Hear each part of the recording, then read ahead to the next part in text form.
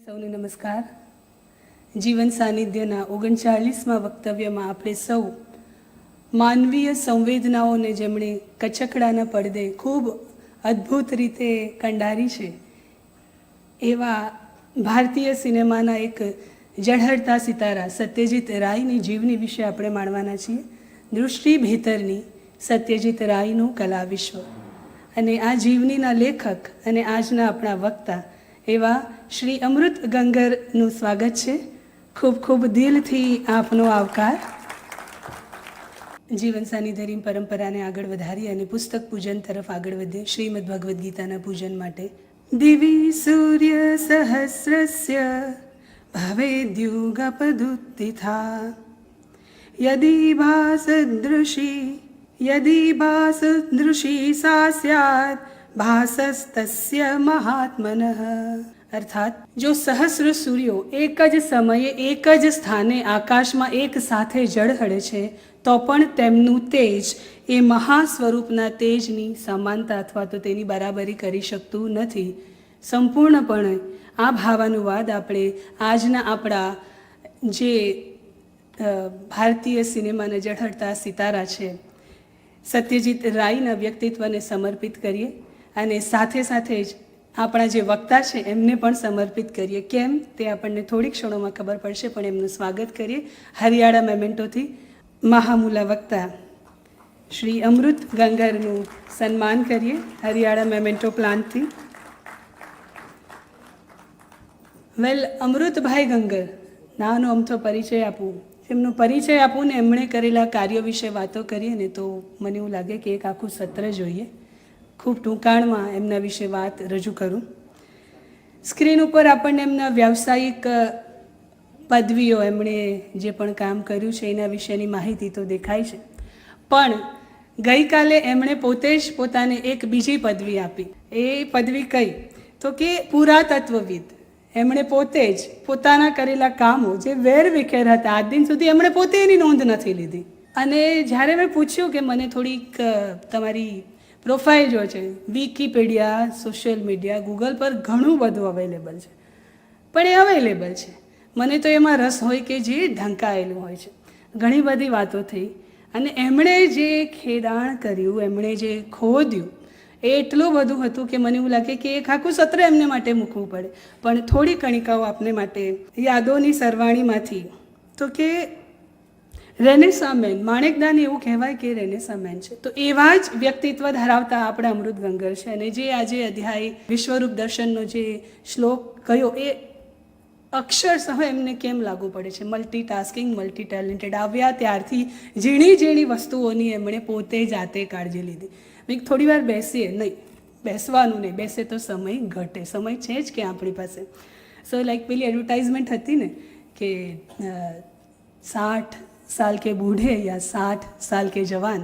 તો એમને માટે કઈ ઉપમા લાગુ પડે છે તમારો તાળીઓનો નાદ મને કહી આપશે. અદધ લેખન કર્યું છે એમણે. સામયિકો, વર્તમાનપત્રો, ભારતીય, પછી ઇન્ટરનેશનલ. અને એમનું આ જે પુસ્તક આજે આપણે એમની પાસેથી માણવાના છે એની ભારોભાર પ્રશંસા અનેકાનેક લોકોએ અનેકાનેક માધ્યમોમાં કરી છે. જો એમની મંજૂરી હશે તો એ બધા જ પ્રશંસા પત્રો આપણે ગ્રુપમાં શેર કરીશું જેથી તમે એને વાંચી શકો. મેં કહ્યું એમ બધા જ સમાચાર પત્રોમાં એમણે લખ્યું છે. એક એક્ઝામ્પલ આપીશ. ટાઈમ્સ ઓફ ઇન્ડિયામાં એમની એક કોલમ છે જેમાં એમણે 40 એવા નિબંધો લખ્યા છે. In speaking tree column on edit page એમણે આ પોતાનું પ્રદાન એમાં કર્યું છે. મને ખૂબ બીજું એ ગમ્યું તે ઇંગ્લિશ આવે છે, પછી હિન્દી આવે છે, ગુજરાતી આવે છે અને પછી એના ભાષાંતર પણ આવે છે અલગ અલગ ભાષાઓમાં. એટલે કઈ ભાષામાં એમનું કેટલું જ્ઞાન છે એ આપણે તાગ મેળવવો રહ્યો. દાખલા તરીકે મુનશી પ્રેમચંદે 1930માં એક હિન્દી સામાયિક શરૂ કર્યું છે. એ સામાયિકમાં હજી પણ એ પોતાનું પ્રદાન, પોતાની સેવા આપી રહ્યા છે. ત્યાર પછી ગુજરાતીમાં ખૂબ જ જાણીતા નવનીત સમર્પણ, ફાર્બસ ત્રિમાસિક, સમીપે, શબ્દસૃષ્ટિ, આ દરેકમાં તેમના લેખો આવી રહ્યા છે. અંગ્રેજીમાં anthologies on cinema and city Mumbai, જે એમનો ફોટે ગણી શકાય, એના પર પણ એમણે ઘણું કામ કર્યું છે અને એમના આ લેખોનું ભાષાંતર પર્શિયન અને પોલિશ ભાષામાં પણ થયું છે અને રિસન્ટલી જ એમનો સત્યજીત રાયની એક ફિલ્મ છે, હું એ ફિલ્મનું નામ ભૂલી ગઈ છું, પરથી છે, જે ફ્રાન્સમાં તેમનો લેખ પ્રકાશિત થવા જઈ રહ્યો છે. જી, એમના મુખે જ આપણે સાંભળીશું. હું માત્ર પ્રારંભિક માહિતી આપું છું.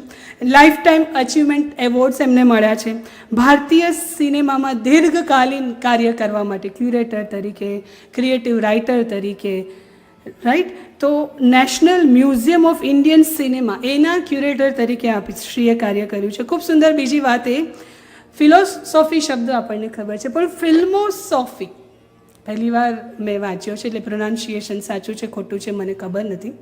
તો એના શોધક, એના જનક એવા અમૃતભાઈ ગંગર આપણી સાથે છે.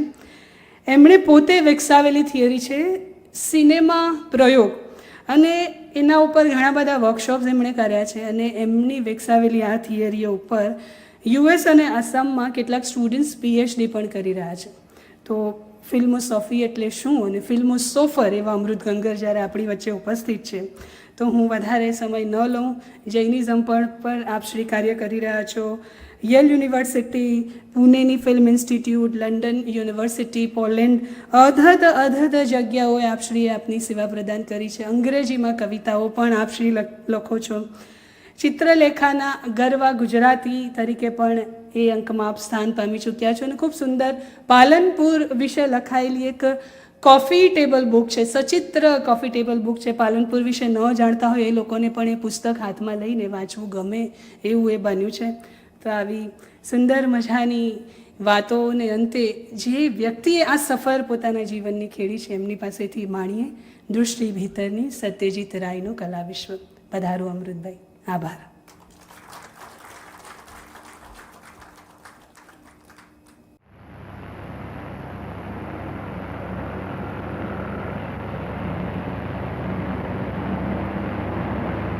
I think I've led a very full life. I've also been successful in various ways. Actually, the success came with my very first film, so I had a firm footing right from there. And from then on, it has been one unending round of work of various kinds, not just filmmaking. I've done other things. I've written, I've edited a magazine, I have sketched and done illustrations, and of course made films, written original stories, and been successful in many fields, and it's been very heartening, and it gives me a sense of fulfillment, certainly, definitely, there's no question about it.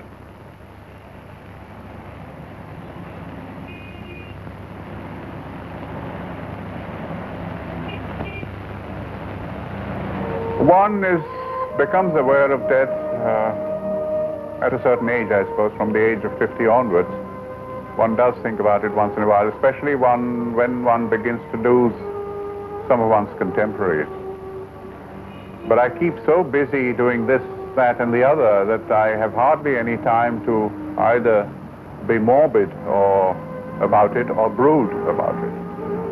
It will come when it does come, but I'm not concerned with it at all. I want to keep working.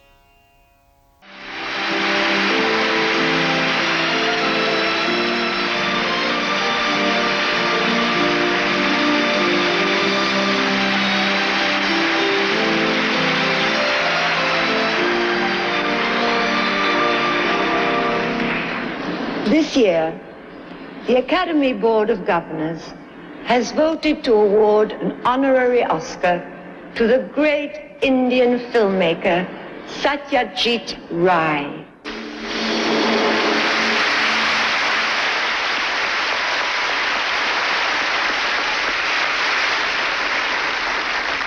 Unfortunately, Mr. Rai is not well and cannot be with us tonight, but he is able to speak with us from his hospital room in Calcutta.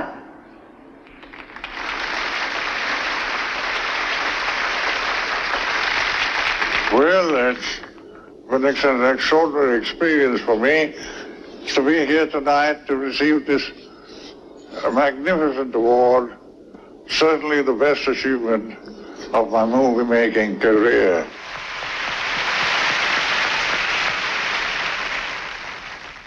Bharat Ratna, the country's highest honor for Satyajit Ray, was announced only 4 days after the filming of Ray receiving the Oscar in Calcutta.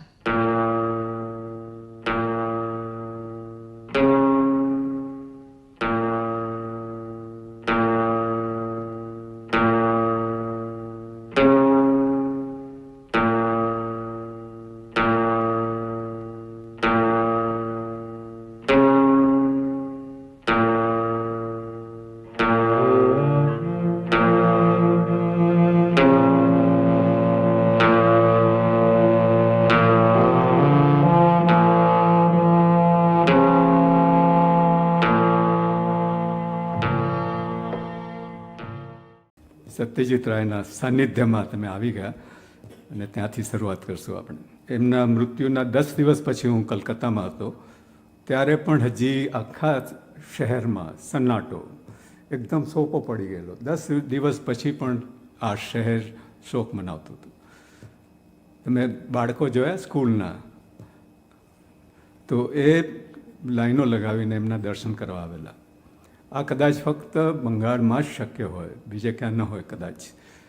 થોડા વર્ષો પહેલાં, થોડા એટલે લગભગ 2 દાયકા પહેલાં, સમકાલીન બ્રોડશીટ પેપરે એક સ્પેશિયલ ઇસ્યુ કાઢેલો ઓન સત્યજીત રાય, અને વીરચંદ ધરમસિંહ મારા સિનિયર અને મને કહ્યું કે તમે સંપાદન કરો આનું. તો 4 બ્રોડશીટ પેજ પ્લસ 2 પેજીસ, 7 પેજનું અમે મટીરિયલ ફક્ત સત્યજીત રાય પર કરેલું. અને એમાં એક કપોળકલ્પિત સવાલ પૂછ્યો હતો કે ધારો કે સત્યજીત રાય ગુજરાતમાં જન્મત તો શું થાત? તેમાં ઘણા બધા, ચંદ્રકાંત બક્ષી હતા, જયંત પારેખ હતા, ગિરેશ દેસાઈ હતા, માલા કાપડિયા હતા, એવા ઘણા બધાએ એમને રિસ્પોન્સ આપ્યો. ગિરેશ દેસાઈએ કહ્યું એ દરજી બની જાત ગુજરાતમાં. મને નથી લાગતું. આજે જો જોઉં છું જે રીતે આપ સૌ આવ્યા છો, એ સત્યજીત રાયના નામથી જ આવ્યા છો અને એ ગુજરાતમાં શક્ય છે. પણ ત્યારે એક સમય હતો, એક ઉપહાસનો ગુજરાત તરફે, પણ એ હું એગ્રી નથી થતો આજે. પણ આ જાતના રિસ્પોન્સીસ ઘણા આવ્યા હતા કે સત્યજીત રાયને આપણે કેમ કલ્પના, એ થોડે અંશે સાચું પણ છે કે આ પ્રકારે સ્કૂલના છોકરાઓ તો ના આવે. મને આજે એમ હતું કે વિદ્યાર્થીઓ આવશે, ઘણા નથી આવ્યા. કેમ રસ નથી યુવાનોને, વિદ્યાર્થીઓને ખાસ કરીને? કારણ કે મને એમ હતું કે વિદ્યાર્થીઓને આમાંથી કંઈક મળશે, પણ એમની હાજરી બહુ ઓછી દેખાય છે. એનો દોષ હું શિક્ષકને આપું છું, વિદ્યાર્થીઓનો દોષ નથી. આ નવી પેઢીને આપણે જે ઉપહાસ કન્ડેમ કરીએ છીએ ને, એ નથી બરાબર. હું નથી કરતો. નવી પેઢીને ઓલવેઝ આવકારો તમે, જે દોષ હોય તે મારો છે. હું કદાચ ક્યાંક ખોટો, ક્યાંક મારામાં ખામી હશે, હું શીખવાડતો નહીં હું બરાબર, એટલે નથી આવતા વિદ્યાર્થીઓ. પણ એ વિદ્યાર્થીઓ જરૂર આમાં રસ લઈ શકે એવો વિષય છે સત્યજીત રાયનો. તો આ જ સત્યજીત રાયના જીવન વિશે વાત કરવી છે. પહેલો બોધ તો હમણાં જ જે ક્લિપો જોઈ, અમે અડધા કલાકની ફિલ્મ બનાવી હતી સત્યજીત રાયના પર. એમાંથી 2 અંશો લીધા છે, આ reflections on life and reflections on death. આમાંથી બોધ મળી જાય છે. પહેલું તો આપણે એક જે પ્રયોજન છે જીવન સાનિધ્ય, તો એ જ છે કે આપણે આ વિભૂતિઓમાંથી ના જીવનમાંથી શું પામી શકીએ. આપણે મોટા ભાગના આપણે વાનપ્રસ્થમાં આવી ગયા છે અને સત્યજીત રાય પણ 50 વર્ષ પછીની વાત કરે છે. તો આમાં શું પામે આપણે, બોધ શું મળે છે?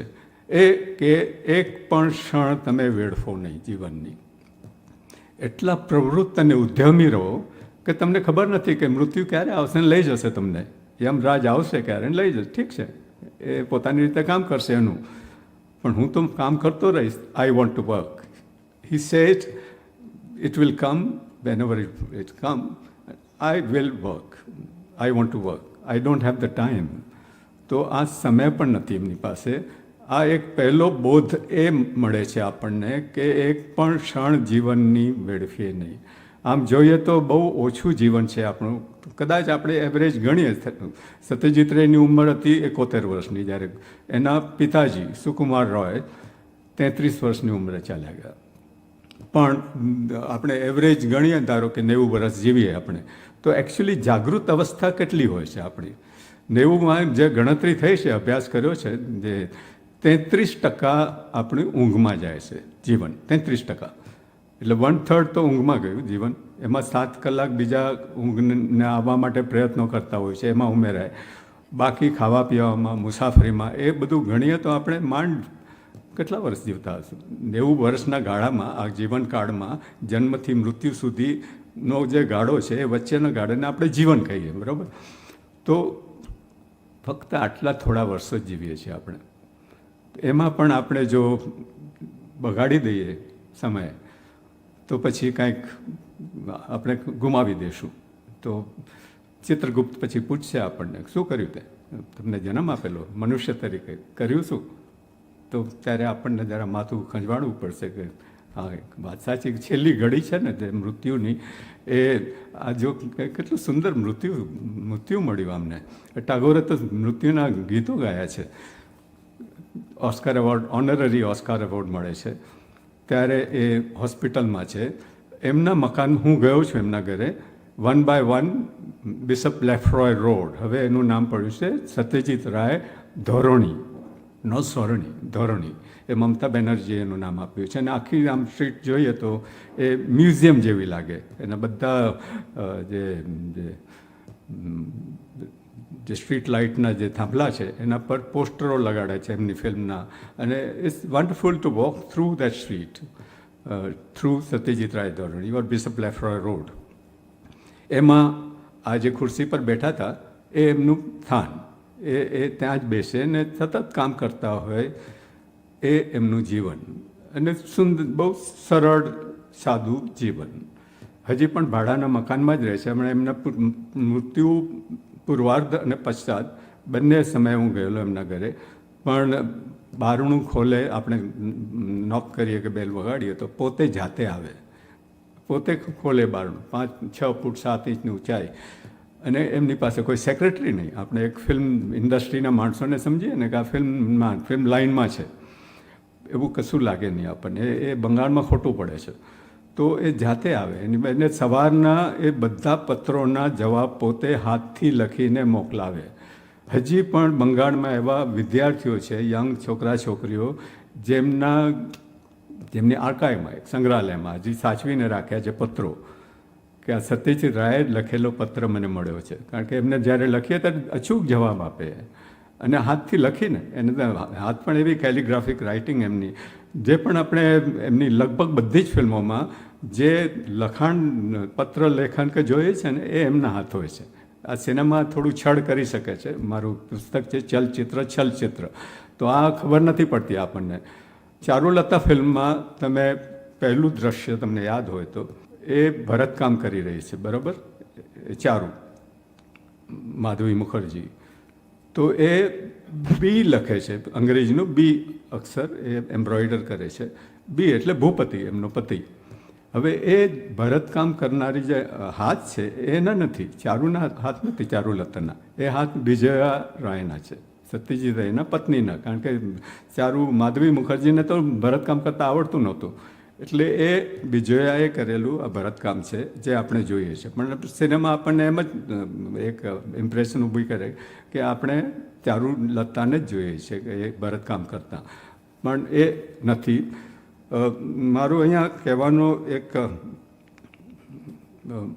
પ્રયાસ એ છે કે આપણું જીવન જે છે ને તે વ્યક્તિગત છે અને સહિયારું છે બેઉ.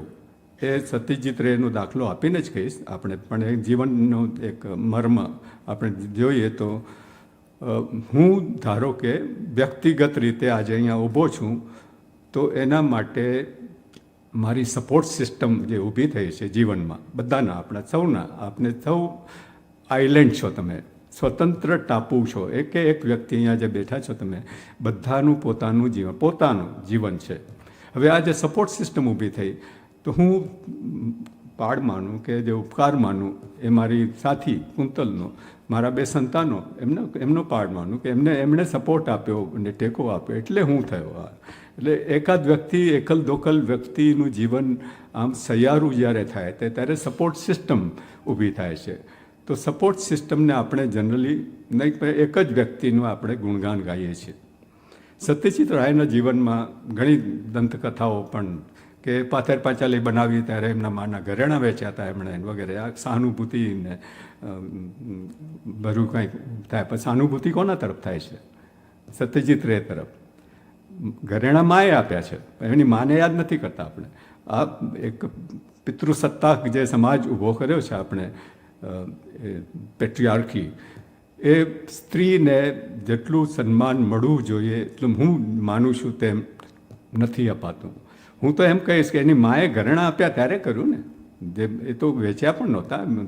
LICની એમની પાસે જે સર્ટિફિકેટ હતી એ ગીરવી મૂકી હતી પાથર પાંચાલી બનાવતી વખતે. એમાં પણ એનું બજેટ કેટલું હતું? જે આજે મોટી ફિલ્મો જે બને છે એનો 1% પણ નહીં. એ મિનરલ વોટર પર જે ખર્ચો કરતા હશે ને એ આખી ફિલ્મ બનાવી હતી ત્યારે એમના જે કેમેરામેન એ ક્યારે પણ કેમેરા ચલાવ્યો નહોતો એમને, એ તો સ્ટીલ ફોટોગ્રાફર હતા. એમણે આ કામ કર્યું. રવિશંકરની પહેલી ફિલ્મની એના પહેલાં કામ કર્યું હતું, પણ સત્યજીત રાય સાથે 8 કલાકની અંદર આખી ફિલ્મનું એમણે કમ્પોઝિંગ કર્યું. 8 કલાક, એક રાત બેસીને. તો આ પ્રકારે એમણે આવી અદ્ભુત એક ફિલ્મ કૃતિ બનાવી, પહેલી ફિલ્મ 1955માં પાથર પાંચાલી. અને વિભૂતિ ભૂષણ બંદોપાધ્યાયે 2 જ નવલકથાઓ લખેલી, પાથર પાંચાલી અને અપરાજિતો. એમાંથી 3 ફિલ્મો બનાવી એમણે. અપુ ત્રિપુટી આપણે કહીએ. અપૂર સંસાર એ પાછળથી બનાવી. એમાં થોડોક ભાગ એમણે અપૂર સંસારમાંથી લીધો અને બાકી ઉમેર્યું એમણે. અહીંયા શબ્દ આવે છે સંસાર. હવે મને જે પ્રશ્ન થાય છે, આ જીવન સાનિધ્ય, આ જીવન શબ્દ મને બહુ આકર્ષક લાગ્યો છે. બહુ અંગ્રેજીમાં એને ફેસિનેટિંગ આપણે કહીએ, ફેસિનેટિંગ વર્ડ. જીવન એટલે શું? ભગવત ગોમંડળ કોષમાં 29 અર્થ આપ્યા છે. ફક્ત જીવન શબ્દના 29 અર્થ થાય છે. આપણે બહુ સરળ સમજીએ છીએ પણ એટલું નથી. અને એની સાથે હું જોડું તો સંસારને, જે સત્યજીત અપૂર સંસાર કહે છે. તો સંસાર અને જીવન વચ્ચે શું ફરક આપણને લાગે ને? કે હું આની સાથે જ જોડીને વાત કરું છું કે આપણે થોડુંક ઉઘાડ થાય આપણા મનમાં. જે જીવન બહુ જ સંકુલ, એક કોમ્પ્લેક્સ, જટિલ શબ્દ લાગે છે મને. જીવનનો અર્થ તમે જોશો તો આ ભગવદ્ ગોમંડળમાં શિવના 1000 માહેનું એક નામ, સૂર્યના 108 માહેનું એક નામ, એ આત્માનો મનની સાથે સંયોગ કે સંબંધ, આ બધા અર્થ થાય છે. કૃષ્ણ પણ આવે છે એમાં. વિષ્ણુના 1000 માહેનું એક નામ પ્રાણરૂપથી સર્વનું જીવિત રાખતા હોવાથી, સર્વના જીવનરૂપ હોવાથી તથા પ્રાણીઓની ચૈતન્ય કળા પણ તે જ હોવાથી તે જીવન કહેવાય છે. આ અર્થ ભગવદ્ ગોમંડળમાં આપેલો છે, જીવનનો અર્થ. હવે આ જીવનને આપણે સંસાર તરીકે, અપૂર સંસાર જ્યારે નામ આપે છે એમની ત્રીજી ફિલ્મ કૃતિનો, તો સંસાર એટલે શું? સંસારનો એક અર્થ, એમાં સંસારના 26 અર્થ આપ્યા છે ભગવદ્ ગોમંડળમાં. 26 ને પહેલાંના 29. એમાં જીવન ચક્ર પણ છે એક અર્થ. પણ આપણે જોઈએ તો આપણે મહાવીર કે બુદ્ધ કે એ જીવનને તજ્યું નહોતું. એ તજ્યું તો એક સંસારને. આપણે પેલું ગીત છે ને, કયું ગીત, સંસાર से भागे फिरते हो ભગવાન કો कैसे क्या पाओगे तुम, તો સંસારને છોડી દેવાય, સંસારને ત્યજી શકાય, જીવનને નહીં. એટલે જીવન મુક્તિ જે છે એ સંસાર મુક્તિ આપણે કરી શકીએ કે સંસાર એક જંજાળ છે વગેરે, પણ આ સંસાર અને જીવન વચ્ચેનો જે અર્થભેદ છે એ પણ થોડો જાણવું જરૂરી છે મારા ખ્યાલ પ્રમાણે. તો આ બે ક્લિપ જે જોઈ સતીશ રાયની reflections on life and reflections on death, એમાં ઘણું બધું આપણે પામી શકીએ છીએ. અને ખાસ કરીને જ્યારે કહે છે કે ડેથ વિશે એમને પૂછવામાં આવે છે કે આપનું મૃત્યુ વિશે શું વિચારો છો તમે, તો એ કહે છે મને તો ક્યારે વિચાર પણ એટલો સમય પણ નથી મારી પાસે એના વિશે વિચારવાનો. I want to work. અને છેવટ સુધી કામ કરતા રહ્યા, છેવટ સુધી. આપણે અંગ્રેજીમાં કહીએ ને વિથ બુટ્સ ઓન, આપણે મૃત્યુ પણ એવું મળે કે આપણને બે વસ્તુ કંઈ આપણા હાથમાં નથી, મૃત્યુ અને જન્મ. જન્મ ક્યાં લેવું આપણને કાંઈક આપણા હાથમાં નથી, ક્યાં પણ મળી શકે, અને મૃત્યુ પણ ક્યાં પણ કોઈ રીતે પણ થઈ શકે. તો આ બે વચ્ચેનો જે અચોક્કસતા છે આપણા જીવનમાં, જે આપણા હાથમાં નથી, એ વચ્ચેનો ગાળો આપણા હાથમાં છે, એ કઈ રીતે ગાળીએ, એ મને લાગે છે આ બે નાનકડી ક્લિપમાં ઘણું મળી રહે છે. સતત કામ કરતા રહ્યા, એમને જ્યારે પણ જુઓ ત્યારે કામ કરતા રહે. હવે અહીંયા સંજોગ એક શબ્દ આવે છે. સંજોગ બહુ અગત્યના છે. બધાના સંજોગ પણ આપણા બધાના સંજોગ અલગ અલગ છે. જ્યારે જીવન આપણને મળ્યું છે બરાબર છે, પણ સંજોગ આપણા અલગ છે, અને સ્વભાવ, એ બે વસ્તુ આપણી પડછાયાની જેમ સાથે ચાલે છે. તો આ સંજોગ જે છે, સત્યજીત રાયને બહુ એ સદભાગી હતા કે બધી જ કળાઓનો વારસો મળ્યો એમને. એમના દાદા ઉપેન્દ્ર કિશોર રાય સંગીતકાર, ચિત્રકાર, ફિલોસોફર, એમના પિતા Sukumar Roy. What I meant was Satyajit Ray had inherited so many arts, painting, music, writing, everything, illustration.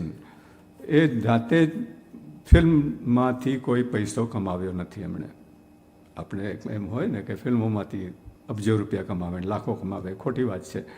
એમણે કમાવ્યા છે રોજીરોટી એમની જીવન નિર્વાહ માટે. એ એમના બુક કવર જે ડિઝાઇન કરતા હતા પોતે, પછી એ બીજી ફિલ્મો માટે સંગીત પણ કમ્પોઝ કર્યું છે એમના બધે. એ જીવનનો એક કઈ રીતે એક આપણે ઉત્કટ બનાવી શકીએ આપણી પ્રવૃત્તિ દ્વારા. ગાંધીજી ભાષાઓ શીખતા રહ્યા છેવટ સુધી, બંગાળી શીખે, બીજી ભાષાઓ શીખે, બાઇબલ વાંચે, કુરાન વાંચે. તો આ કેટલું બધું કરવાનું છે આપણને જીવનમાં. એ મને લાગે છે આ બે નાનકડી ક્લિપમાંથી એ આપણને બોધ મળે છે, જીવન સાનિધ્ય. અને એ સાનિધ્ય માટે મેં આ શરૂઆત કરી હતી તમને બતાવવાની, કે તમે એના અવાજથી પરિચિત થયા. બેરીટોન એ જાતનો એક અવાજ જે બહુ સેલ્ફ કોન્ફિડન્ટ અને એટલા જ લિરિકલ હતા એ. અને એમના ચિત્રો પણ જુઓ, એમણે પોસ્ટરો એમની ફિલ્મોના જાતે જ બનાવ્યા છે. હજી પણ એ છે, મોટાભાગના પોસ્ટરો કલકત્તામાં યાદ છે. એ જાતે એ પોસ્ટરો પણ બનાવતા. કોસ્ચ્યુમ એમના સાથી પત્ની વિજયા કરતા હતા.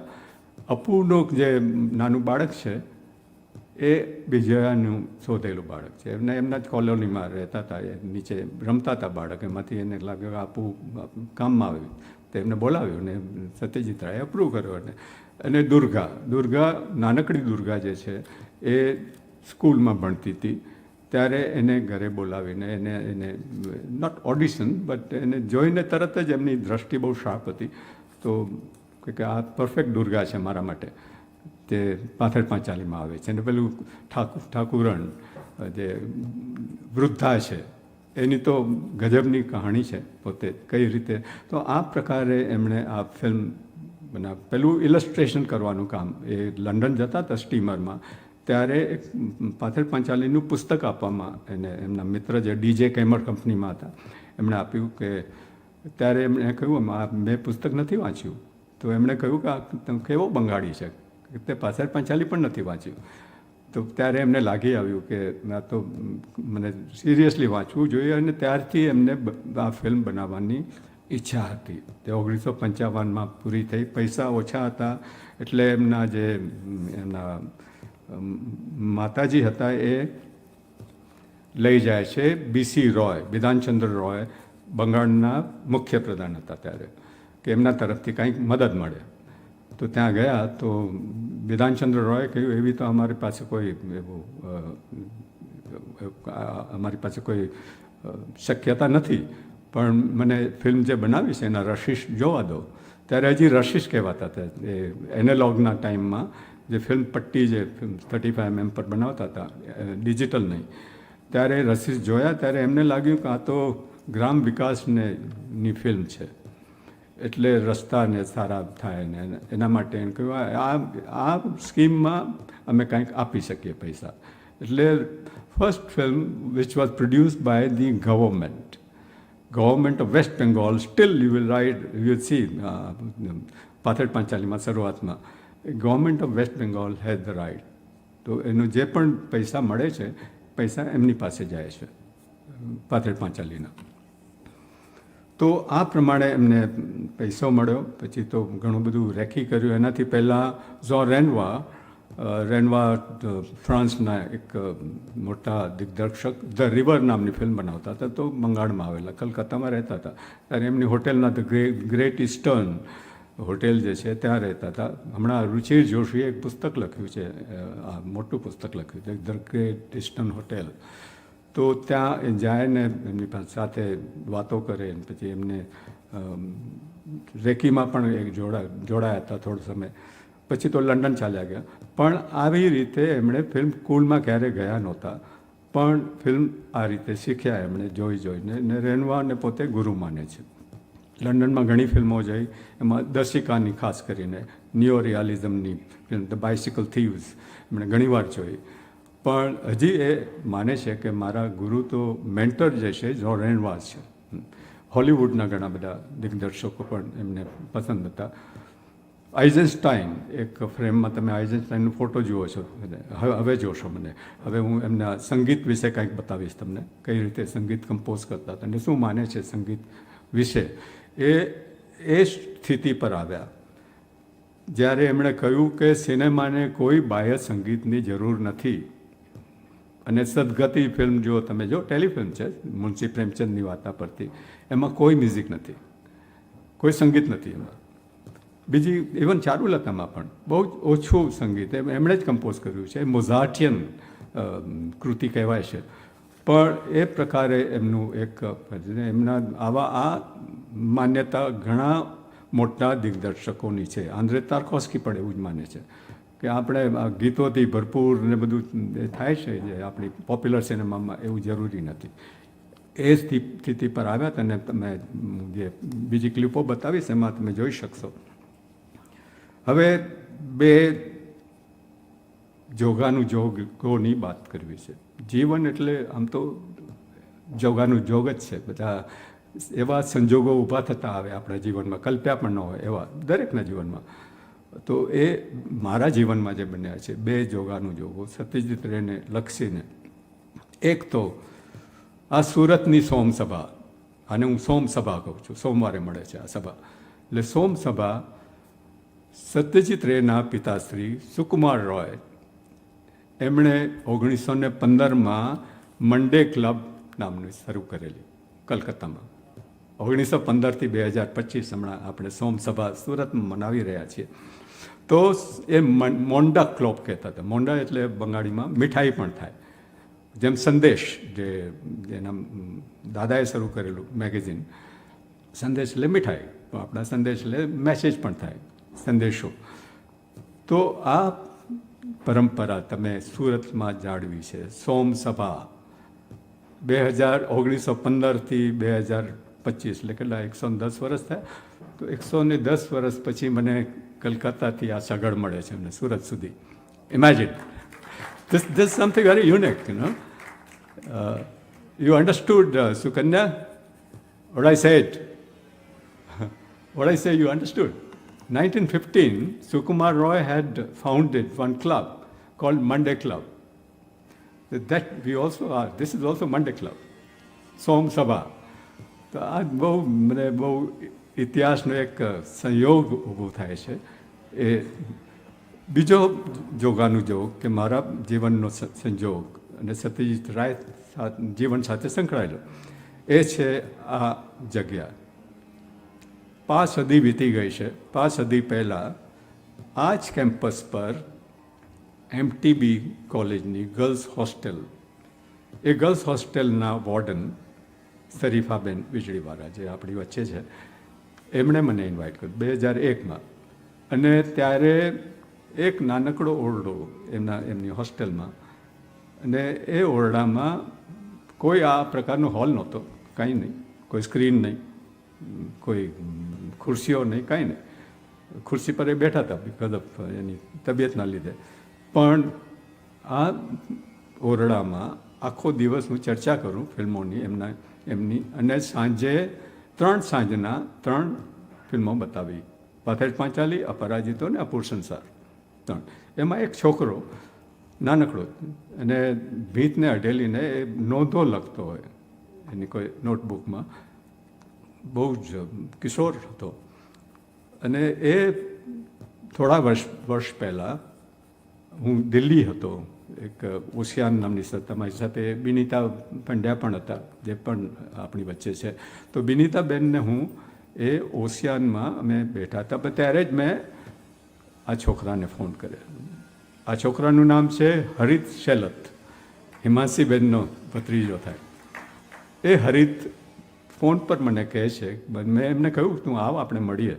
તો મને ઓળખી ગયો તરત, અને એણે કહ્યું કે સર તમે જે ત્યારે 2001માં અમને શીખવાડેલું ને, પાથેર પાંચાલી ને બધી ફિલ્મો બતાવી તેને વાત, એ મેં નોંધો લીધી હતી, મને IAS એક્ઝામમાં કામ આવી. એ પોતે IASની એક્ઝામ આપેલી, પછી IASમાં મોટો અધિકારી છે હરીશ સેલત સુરતનો. તો આ 2 એવા જોગાનુજોગ છે જે આજે મને આ નાનકડા ઓરડામાંથી આટલા મોટા આલિશાન ઓડિટોરિયમમાં લઈ આવે છે. આ જો 1915થી કરીને 2025નો જે સોમ સભા અને આ નાનકડો જે ઓરડો છે ગર્લ્સ હોસ્ટેલનો, ત્યાંથી કરીને આ આલિશાન આપણે ઓડિટોરિયમમાં, આ એક આપણા જીવનનો ભાગ છે કે જીવન કઈ રીતે વહે છે. આટલા વર્ષો વીતી ગયા, કાંઈ ખબર ન પડી આપણને. તો આ જીવન વિશે આપણે 2 ક્લિપોમાંથી ઘણું બધું શીખી શકીએ છીએ. મારા પુસ્તકમાં ઘણા બધા એવા દ્રષ્ટાંતો પણ આપ્યા છે. આ પુસ્તક છે મારું, અને સાહિત્ય અકાદમીએ પબ્લિશ કર્યું છે. મોટું પુસ્તક છે, અને વહેલું પુસ્તક જે સત્યજીત રાયના જીવન વિશે લખે છે. પહેલો ભાગ છે આખો એમના જીવન વિશે છે. આ પુસ્તકની પ્રસ્તાવના લખી છે શૌમિક બંદોપાધ્યાયે, જે ભારતના સૌથી સિનિયર, સૌથી ઉંમરમાં પણ મોટા, એકમાત્ર સત્યજીત રાયના વિદ્વાન, એમણે આ પ્રસ્તાવના લખી છે આ પુસ્તક માટે. અને એમના દીકરા સંદીપ રાયે આશીર્વચન આપ્યા છે. અને આ જે ચિત્ર છે ને, કવર પેજ, આ ક્યારે પણ ક્યાં પણ તમને જોવા નહીં મળ્યા. આ મને ખાસ આના જે ફોટોગ્રાફર છે આસિત પોદાર, એ કલકત્તામાં રહે છે અને પોતે આર્ટિસ્ટ છે. એ પીકુ નામની ફિલ્મ બનાવતા હતા. પીકુ વોઝ એ ફ્રેન્ચ ટેલિવિઝન માટે ફિલ્મ બનાવતા હતા દક્ષિણ કલકત્તામાં. ત્યારે લીધેલો આ ફોટો છે સત્યજીત રાયનો. એ તમને ક્યારે પણ પબ્લિશ નથી થયો આ ફોટો, વહેલો આ પુસ્તકમાં આવે છે. ને એ તો આસિતભાઈને મેં કોન્ટેક્ટ કર્યો ત્યારે બહુ ઉદારતાથી કહ્યું કે ભલે છાપતું, અને આમાં અંદર બધી ક્રેડિટ પણ આપી છે બરાબર. પણ આ મને ગૌરવ થાય છે કે એક ગુજરાતી પુસ્તક સતીશ રાયના જીવન વિશે આવે ને ઘણા બધા રિવ્યૂઝ આના પર લખાયા છે. ખાસ કરીને પ્રોફેસર અજય રાવલ જે અમદાવાદના છે, એમણે જે રિવ્યૂ લખેલો લિટકોનમાં, લિટકોન એટલે સુમન શાહે શરૂ કરેલું ઓનલાઈન જર્નલ, એમાં બહુ દીર્ઘ એમણે અવલોકન કે સમાલોચના કરી છે આ પુસ્તક વિશે. એ વાંચવા જેવી છે. તો આમાં કલા વિશ્વ તો ખરું, પણ એમાં એનું જીવનની પણ અનેક વાતો સાંકળી લીધી છે. આ વખતે એમના વિશે ઘણી વાતો થઈ રહી છે. એનું કારણ ખબર છે તમને?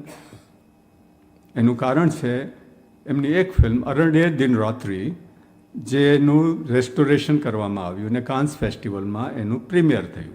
રિસ્ટોર્ડ વર્ઝનનું પ્રીમિયર કાન્સ ફેસ્ટિવલમાં થયું અને એના વિશે ઘણી પુષ્કળ વાતો થાય છે.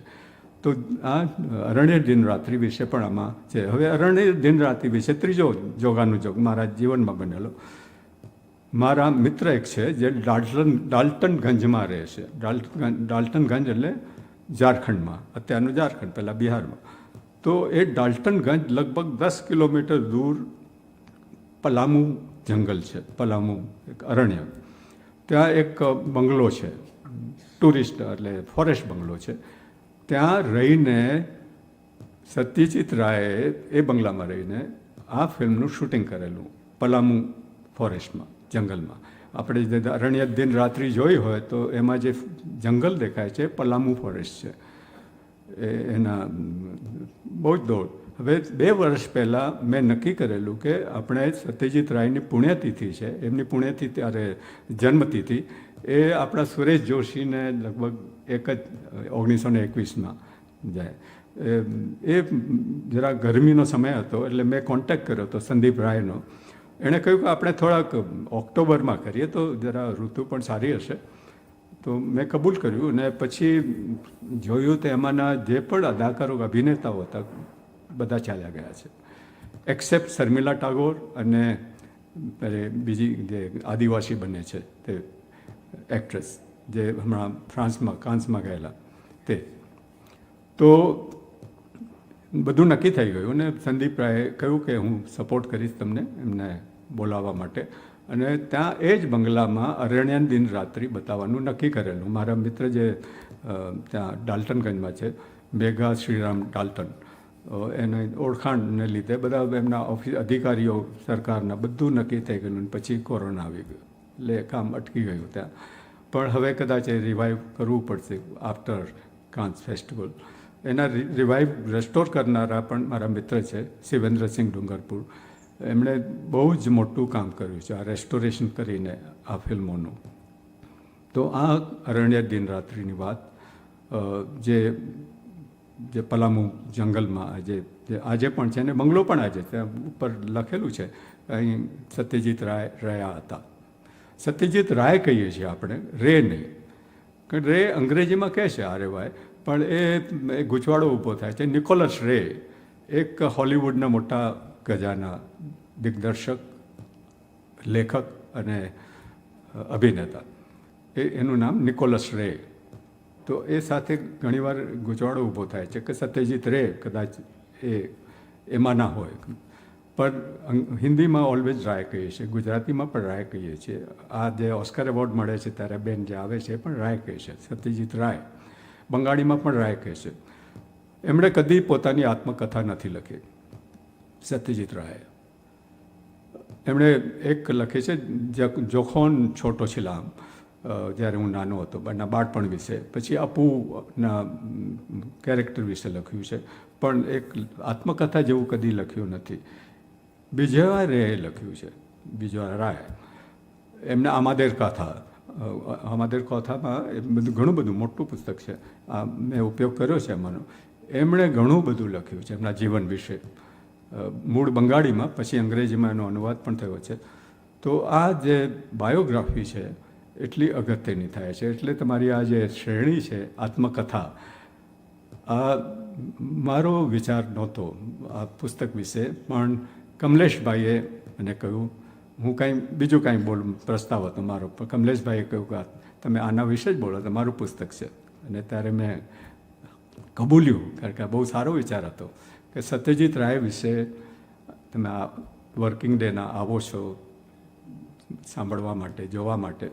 એ ગિરીશ દેસાઈનું વિધાન જે છે, દરજી બની જાત ગુજરાતમાં સત્યજીત રાય, કદાચ ખોટું પડે છે અહીંયા, અને સુરતવાસીઓ એને ખોટું ઠરાવે છે. એ અગત્યની વાત છે મારા માટે. હવે આપણે જે હજી પણ એમના ઘરે હમણાં હું ગયો હતો બે એક વર્ષ પહેલાં, જે national museum of Indian cinema જે તેજલ પારેખે જે ઉલ્લેખ કર્યો હતો, એનો હું કન્સલ્ટન્ટ ક્યુરેટર હતો. તો એમાં અમે સત્યજીત રાયની એક ગેલેરી બનાવી છે. તેમ એની કમિટી પર હું હતો, સંદીપ રાય હતા, બીજા 2 બંગાળના હતા, એક આર્કાઇવિસ્ટ હતા અને એક ફિલ્મ દિગ્દર્શક. તો ત્યારે એમના ઘરે ગયેલો, સંદીપ રાયના ઘરે. એમના એક ફોટો પણ છે આમાં. તો ત્યારે જોયું કે હજી પણ એમનો જે ગ્રાન્ડ પિયાનો છે એ પણ પડ્યો છે ત્યાં, અને કીબોર્ડ. એ કીબોર્ડ પર એ કમ્પોઝ કરતા હતા. ક્યારે પણ એ કમ્પોઝ, એમને બહુ શોખ હતો સંગીત કમ્પોઝ કરવાનો. 3 કન્યા સુધી, એટલે 1961માં ટાગોરની જન્મજયંતિ મનાવવામાં આવી ત્યારે, કે પુણ્યતિથિ હતી, પણ 1903 કન્યા સુધી એમણે પંડિત રવિશંકર સાથે કામ કર્યું, અલી અકબર ખાન સાથે કામ કર્યું, ફિલ્મ દેવી, અને વિલાયત ખાન સાથે કામ કર્યું, જલસાગર. આટલા મોટા ધુરંધરો સાથે સત્યજીત રાય કામ કરે છે.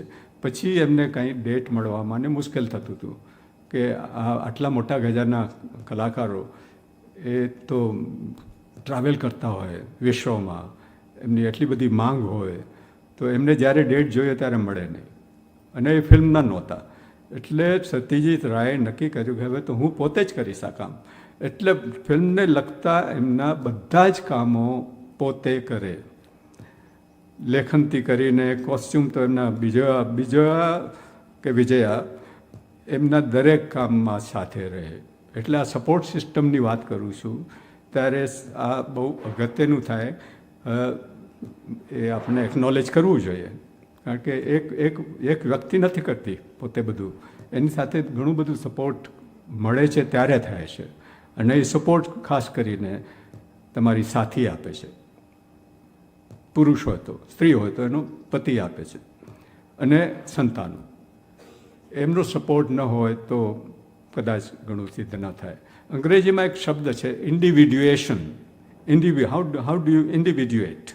આપણે ઘણા બધા ફેમિલીમાં હોય, પણ એક માણસ બહુ જ ઊંચો થાય કે તેજસ્વી થાય, એ ઇન્ડિવિડ્યુએશનની જે પ્રક્રિયા છે એ જાણવાની બહુ જરૂર હોય છે. તો આ જે ઇન્ડિવિડ્યુએટ થયા સત્યજીત રાય પોતાના જીવનમાં, એ એમના સપોર્ટ સિસ્ટમથી 2 તસુ પણ ઊંચા થયા. કારણ કે એમનામાં જે અંદર જે હતું પોત, એ પ્રકાશવા સિવાય તો રહી ન શકે. એટલે આપણામાં અંદર તો કવત હોવું જ જોઈએ પોતાની વ્યક્તિગત. ત્યારે આ સહિયારું જીવન જે બને છે, સહિયારું જીવન તો ઘણા શહેરનું પણ પોતાનું જીવન હોય છે, કલકત્તાનું, અને શહેરનો પોતાનો મિજાજ પણ હોય છે. સુરતનો મિજાજ અલગ છે કલકત્તાથી. સુરતમાં આટલા બધા શાળાના બાળકો ના આવે, કોઈ મોટી હસ્તી કેર પણ ન કરે, હશે ગયા ઠીક છે, પણ કલકત્તામાં એવું નથી. તમે જોયા કેટલી મોટી લાઈનો લાગી હતી, 10 દિવસ પછી પણ સોપો પડી ગયેલો જાય કલકત્તામાં એક વ્યક્તિ તરીકે. તો એ જીવનમાં શું કર્યું હશે, આપણને વિચાર થાય ને. એવું તે શું કર્યું હશે કે આપણે આખું શહેર, આટલા બધા લોકો, આખી મેદની આટલી ભેગી થાય. એ પ્રશ્ન થાય. જીવન સાનિધ્યની જો વાત કરીએ તો સાનિધ્ય ત્યારે આપણે જેટલા નજીક જઈએ એટલા આપણે સારી રીતે પીછાણી શકીએ એના જીવનને. તો આ જે ઉપક્રમ છે એ નજીક જવાનો છે. એ સિનેમાને એક ખૂબી છે ક્લોઝઅપની.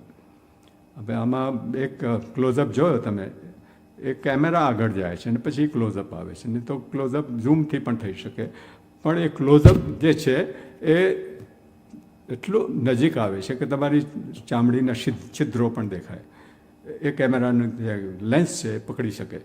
તો આ જે ઉપક્રમ છે, આપણી જે પ્રક્રિયા છે, એ નિકટ જવાની છે. ક્લોઝઅપનો અર્થ સિતાંશુ યશચંદ્રે કાઢેલો નિકટન, નિકટ જઈને જેટલું આપણે નિકટ જઈ શકીએ એ ક્લોઝઅપ હોય.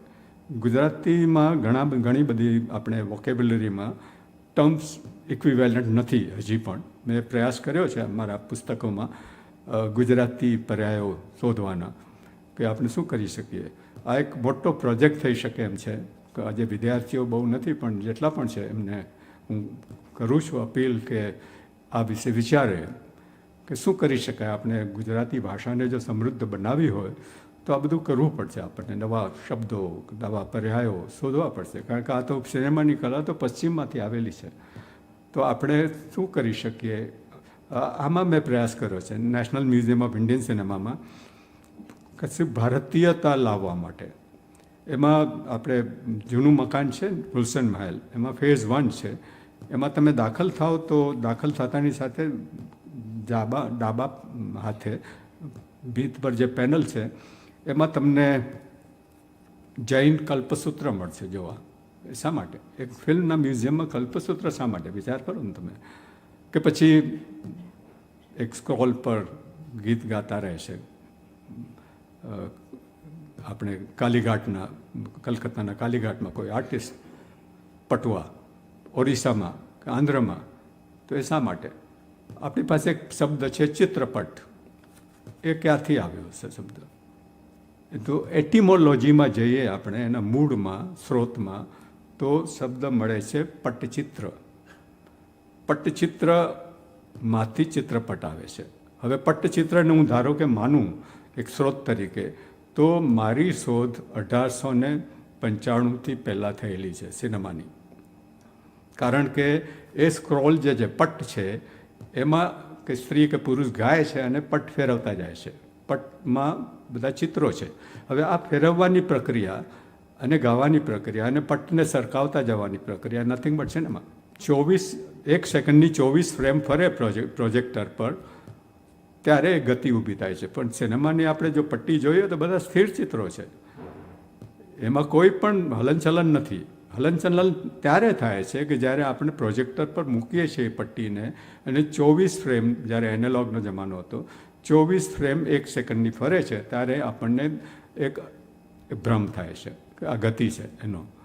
તો પરસિસ્ટન્સ ઓફ વિઝન કહે છે એમને, એ સિદ્ધાંતને, કે એક આપણે સેકન્ડમાં જોઈએ છે એક ઇમેજ કે છબીને, એ 1 સેકન્ડ સુધી અહીંયા આપણા રેટિના પર સ્થિર થાય છે. ત્યાં સુધીમાં બીજી ઇમેજ આવે છે, ત્રીજી આવે છે, એને પછી મૂવમેન્ટનો આપણને એક આભાસ થાય છે. આ સિનેમાની કળા છે. આ જે પરસિસ્ટન્સ ઓફ વિઝન પણ શોધનાર કોણ હતા? એ આપણે થેસોરસના જે ક્રિએટર છે રોજેટ, એમણે કરી છે આખી કલ્પના. તો આ પ્રમાણે જો મેં ત્યાં મૂક્યા છે બધા. પછી આ શા માટે કલ્પસૂત્ર? તો આ મૂવમેન્ટનો જે આભાસ છે, આપણા મોટા ભાગના જે પહેલાંના ગ્રંથો હતા તે ઇલસ્ટ્રેટેડ, ઇલ્યુમાઇન્ડ, એ ગોલ્ડન પેલામાં આપણે વરખ નાખતા હતા ઉપરને અને ફેરવતા જતા હતા. આ ફેરવવાની પ્રક્રિયા પણ એક મૂવમેન્ટનો આભાસ ઊભો કરે છે, કારણ કે એમાં ચિત્રો છે. મહાવીરની માતાજીને સ્વપ્ન આવ્યા, ધારો કે 14 સ્વપ્ન આવ્યા, તો એ સ્વપ્નની જે પ્રક્રિયા છે આપણા મનમાં તો ચાલ્યા કરે છે ગતિ. હવે મારી દલીલ બીજી પણ મૂકી છે મેં, કે સિનેમા 20 થી 25,000 વર્ષ જૂની કળા છે. આ વાતો મેં કલકત્તામાં પણ કરી છે. કઈ રીતે તમે વિચારી શકો? 20-25,000 એ તો 1895માં તો મશીન આવ્યું, યંત્ર આવ્યું, સિનેમેટોગ્રાફ, જે લુમિયર બ્રધર્સનું. પણ જે જેનેરિક છે એ 20-25,000 મિનિમમ આપણે માની શકીએ. હવે એનું કારણ વળી એટિમોલોજીમાં જઈએ તો, પહેલું ચિત્ર બનાવેલું હોમોસેપિયન, જે કરોડરજ્જુ પર જે માણસ ચાલવા માંડ્યો, ત્યારે પહેલું ચિત્ર શું બનાવ્યું એણે? ગુફાની ભીત પર દોડતા પ્રાણીનું, રનિંગ બાઇઝન, રાઈટ? એ પ્રાણી દોડતું હતું. તો what is that? That is nothing but motion picture. It's a picture of motion, isn't it? આ મોશન છે. તો generically human mind had created the moving image 20,000 years back in Altamira cave, કે ફ્રાન્સની caves છે, કે ભીમ બેટકા છે કદાચ, ત્યાં પણ જોવા મળે આપણને આ ચિત્રો ભીત પર. તો આ જે છે આપણી સિનેમાની શોધ, કે મૂવિંગ ઇમેજની શોધ, ઘણી હજારો વર્ષ પહેલાં થઈ ગઈ છે. આ યંત્ર આવ્યું 1895માં, ત્યારે પણ બહુ રેસ લાગી હતી મોટી, અને લુમિયર બ્રધર્સ જરા બિઝનેસ માઇન્ડેડ હતા, તો એણે બધા દેશોમાં મોકલી દીધા એમના પ્રતિનિધિને. મુંબઈમાં આવી ગયા 7 જુલાઈ 1896માં વોટસન હોટેલમાં પહેલું સ્ક્રીનિંગ થયું. પણ ઓસ્ટ્રેલિયા જતા હતા પોતે, ત્યાં ઉતરી પડ્યા પાલવા બંદરે, અને ત્યાં જે હોટેલ હતી બાજુમાં એ વોટસન હોટેલ હતી ફક્ત યુરોપિયનો માટે. તો ત્યાં એમણે સ્ક્રીનિંગ ગોઠવેલું. તો આ રીતે સિનેમાની શોધ એના વિશે પણ સત્યજીત રાયે લખ્યું છે. એમણે શરૂઆત કરી તે મુખપટ્ટો જોવાથી. એ બધું આવે છે, આ પુસ્તકમાં પણ આવે છે. મુખપટ જોવાથી એ શરૂઆત કરી. મારા નવનીત સમર્પણમાં જે મારી મનગમતી ફિલ્મ કૃતિઓ વિશે લેખો આવે છે, શરૂઆત મુખપટ્ટોથી થાય છે. તો મુખપટ્ટોનું ચેપલીને 1940માં પહેલું બોલપટ બનાવ્યું. ત્યાં સુધી એ તો નકારતા હતા મુખપટને, ચાર્લી ચેપલિન, કારણ કે એમની માઇમની જે કળા હતી એ તો મુખપટમાં જ થાય. તો આ પ્રકારે આપણે મુખપટ્ટો જોવાની એ સત્યજીત રાય ત્યાંથી શરૂઆત કરે છે. અને એમના પાત્રોને પણ તમે જોશો તો એમાં ઉત્કટતા છે, જીવવાની, જીવનને માણવાની એ ઉત્કટતા જો ન હોય તો આપણું સાનિધ્ય પણ થોડું છેટું રહે. તો આ જે જીવન સાનિધ્યની વાત છે, નજીક આવવું, સાનિધ્ય શબ્દ આઈ થિંક ઉપનિષદમાંથી આવેલું છે. જીવન વિશે તો વાત કરી મેં શબ્દ, પણ સાનિધ્ય શબ્દ ઉપનિષદ, આર્થર શોપનહાવર કરીને જર્મન ફિલસૂફ થઈ ગયા, એમણે વ્યાખ્યા આપી છે ઉપનિષદ પાસે બેસીને સાંભળવું, નજીક બેસીને, સાનિધ્યમાં રહીને. તો આ જે શ્રવણ પરંપરા છે આપણી, તો આ શ્રવણ પરંપરાને પણ આપે જીવતી રાખી છે કમલેશભાઈ. આપણે એક શ્રવણ પરંપરા બહુ જૂની જ છે. શ્રવણ આપણે સાંભળવાની જે પ્રક્રિયા છે એ કે તમે મને સાંભળો છો અત્યારે એ અને જુઓ પણ છો. તો કેટલીક હું તમને હવે એ સંગીતમાં કેવી રીતે એટલા બધા મશગુલ રહેતા હતા એ જીવનમાં કે બીજું કાંઈ વિચારી પણ નહોતા શકતા.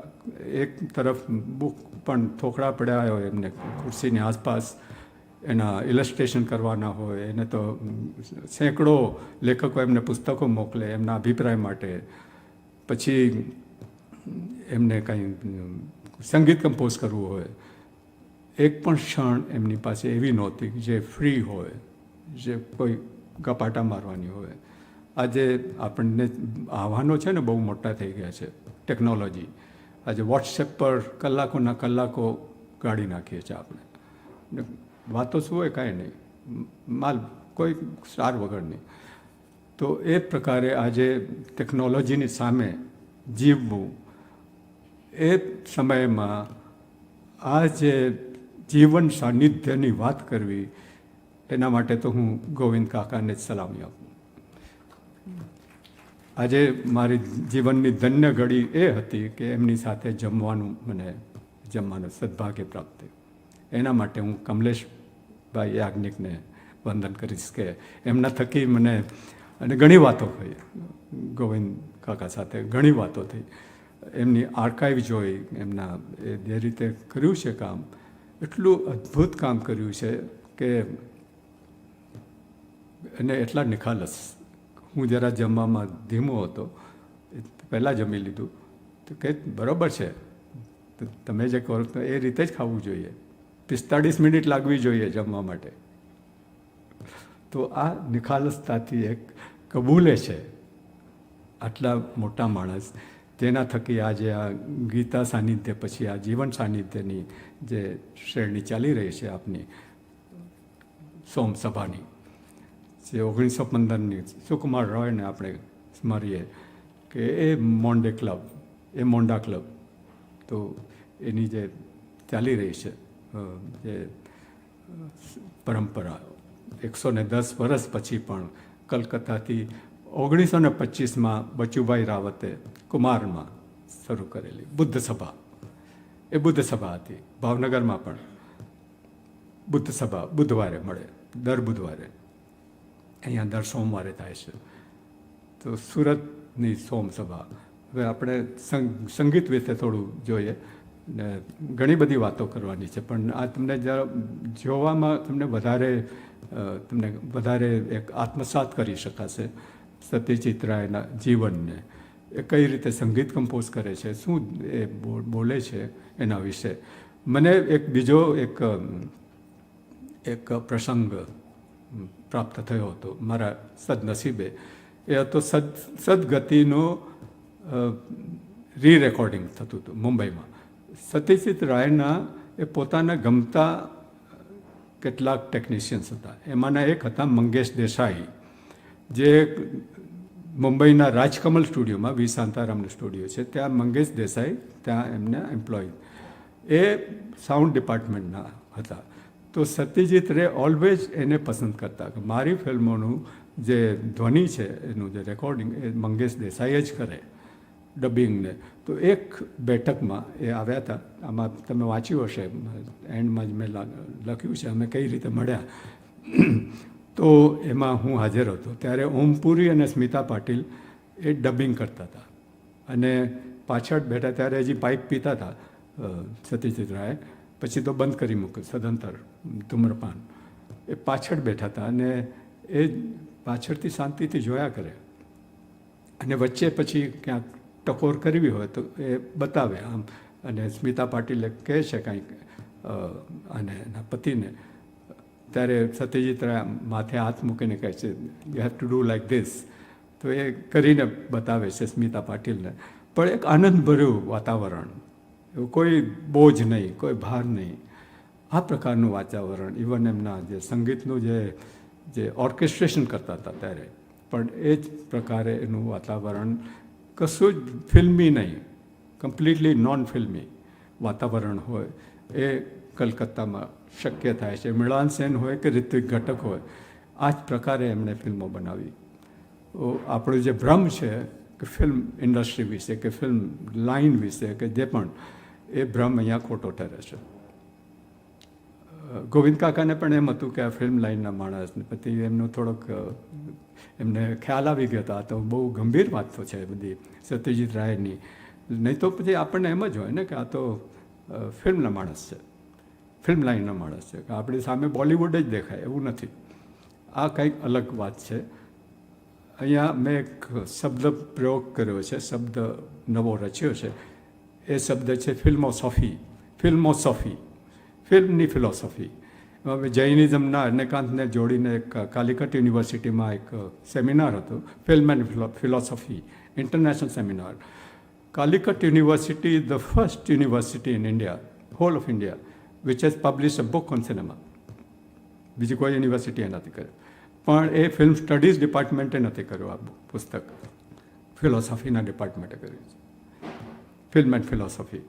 તો એ આ પ્રકારે ચર્ચાઓ થવા માંડી છે. ઝિલ દલુઝ, જે ફ્રાન્સના મોટા ગજાના ફિલ્મોસોફર, એમણે 2 પુસ્તકો લખ્યા, સિનેમા 1, સિનેમા 2, મોમેન્ટ ઇમેજ અને ટાઈમ ઇમેજ.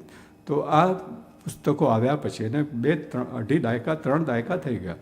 હમણાં હું પેરિસમાં હતો 2 મહિના પહેલાં, ત્યારે એમના ઘર જવા માટે ગયેલો. મને જવાની ઈચ્છા હતી, કારણ કે એની બાલ્કનીમાંથી એમણે આત્મહત્યા કરી હતી નીચે પડીને, જીલ દલુસે. આ પ્રકારનો ઇતિહાસ આપણને જાણવો પડશે. અને આપણને સત્યજીત રાય એક તક આપે છે કે જીવનમાં કેટલું બધું જાણવાનું છે. આપણે 90 વર્ષમાં જે પણ 40-45-50% બાકીનું જીવન જીવશું આપણે, અને પછી ચાલ્યા જઈશું. તો જરૂર ત્યારે એક ક્ષણ માટે પણ જ્યારે વિચાર આવશે કે શું કર્યું, ત્યારે આ સત્યજીત રાયનું વિધાન કદાચ યાદ આવે તમને. એટલે મારો પહેલો જ પ્રયાસ હતો અંધકાર. તેજલબેને એની પૂર્ણાહુતિ કરી મારા વિશે બોલવાની, અને અંધકાર છવાઈ ગયો ને સામે આવે છે સત્યજીત રાય. એ પ્રત્યક્ષ કરવા માટે એક હજી આપણે એને પ્રત્યક્ષ કરીએ સંગીત માટે કે કઈ રીતે કરે છે. તો 2 નાનકડા ટુકડા છે, જરા જુઓ તમે. Like his films, the music of Satyajit Ray is a unique, multi-layered blending of Western sense and Indian sensibility.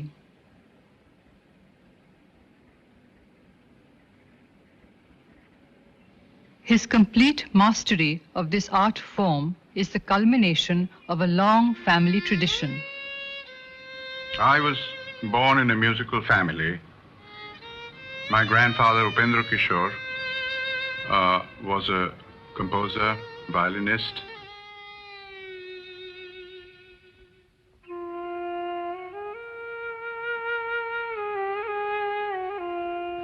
he played the flute, he played the bhagawat.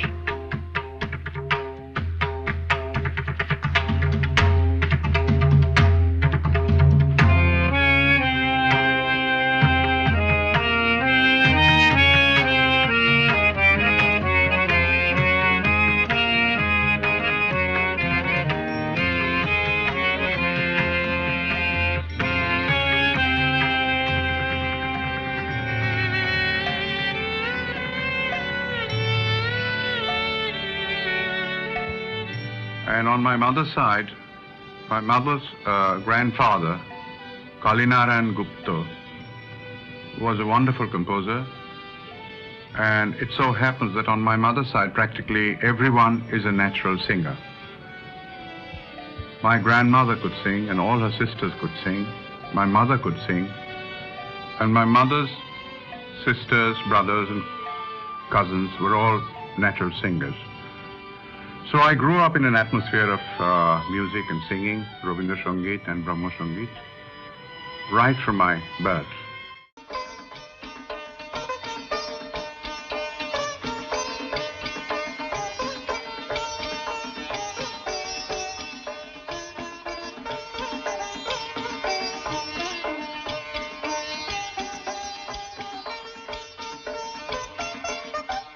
Well, this was at the time of trilogy. I had worked with Ravi Shankar.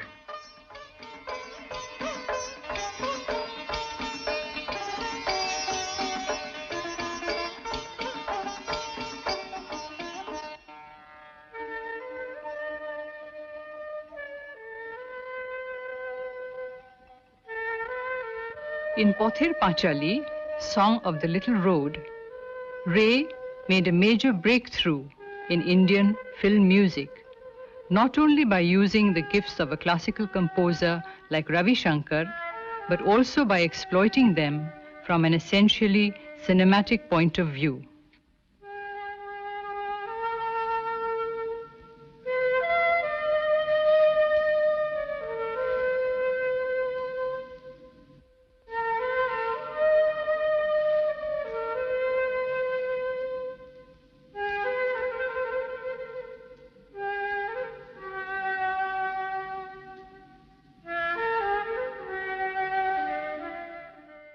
આ રીતે સતત ઉદ્યમે રહેતા હતા અને આ જે ફ્લૂટનું જે 8 કલાકમાં રવિશંકરે કમ્પોઝ કર્યું છે સંગીત રાતના, એ કલકત્તામાં હતા અને પછી એમણે સતીશ રાય એમને કહ્યું કે તમને આ કમ્પોઝ કરવું છે ફક્ત 8 કલાકમાં, કે બીજા દિવસે જવાના હતા કંઈ. એ પણ છે મારી પાસે ક્લિપ. પણ આ બહુ ગજબની વાતો થાય છે, એમાં કોઈ પૈસો ખર્ચાયો નથી. એક દ્રશ્ય હું બતાવવા ઈચ્છતો હતો તમને, ગોપી ગાયે બાઘાબાઈમાંથી. એટલું સિમ્પલ દ્રશ્ય છે પણ એટલું જ એન્ગેજિંગ, આપણને જકડી રાખે. એમાં કાંઈ જ કોઈ ટેકનોલોજીનો કે સ્પેશિયલ ઇફેક્ટ કશું જ નથી, ફક્ત ઇલેક્ટ્રિક બલ્બ યુઝ કર્યા છે, એમણે ઉપયોગ કર્યો છે. અને ગજબનું એમણે જે દ્રષ્ટિને ધ્વનિને વાતાવરણ ઊભું કરે છે, એમાં કોઈ પૈસો જોઈતો નથી. Film making basically simple art છે. Film making basically is art which doesn't require so much money. એ મારું માનવું છે.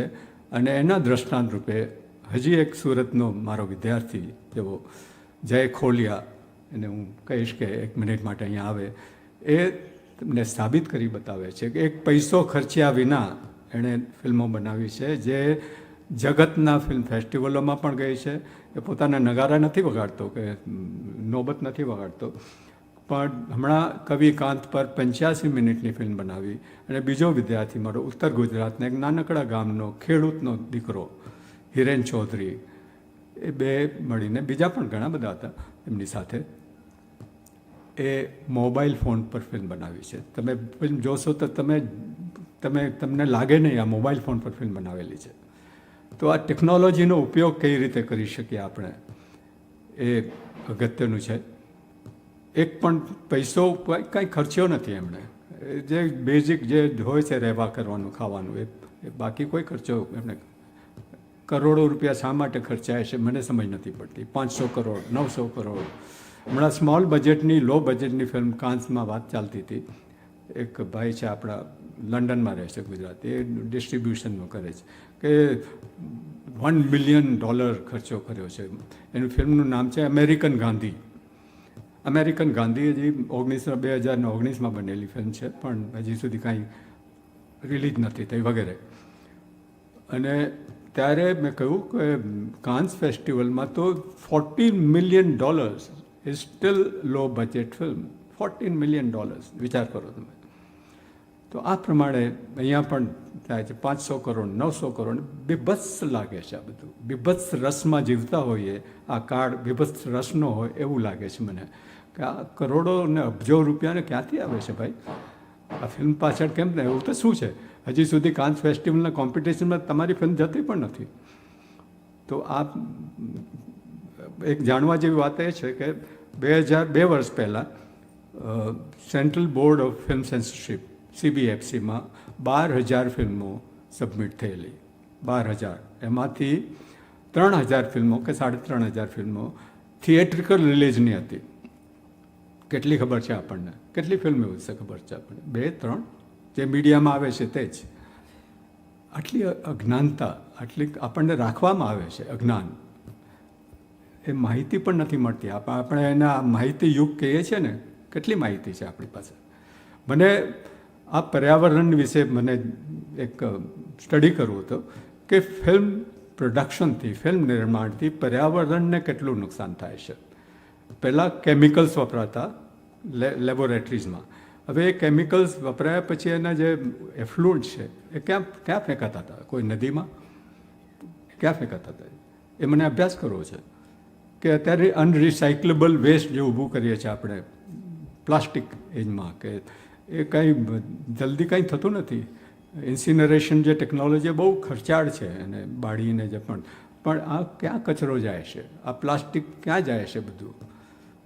આ ગાયો કેમ મરી રહી છે પ્લાસ્ટિક ખાઈને?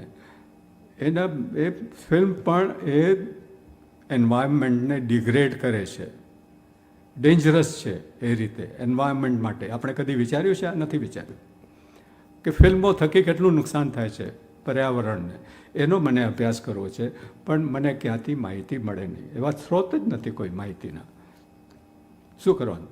હવે આ ત્યારે વિચાર થાય આપણને કે આ કેવી લોકશાહી છે. તો પછી હોલિવૂડમાં હજી કાંઈ મળી રહે છે તમને ફિગર. ધારો કે મને કોઈ ફિલ્મ વિશે જાણવું છે કે એમાં કેટલો પૈસો ખર્ચાયો, એ બોક્સ ઓફિસને મીડિયામાં આવે એ તો મનાય નહીં ને. એના જે ચાર્ટર્ડ એકાઉન્ટન્ટ છે એ જે ફિગર આપે, ઓડિટ કરેલા ફિગર, એ જ માની શકીએ આપણે.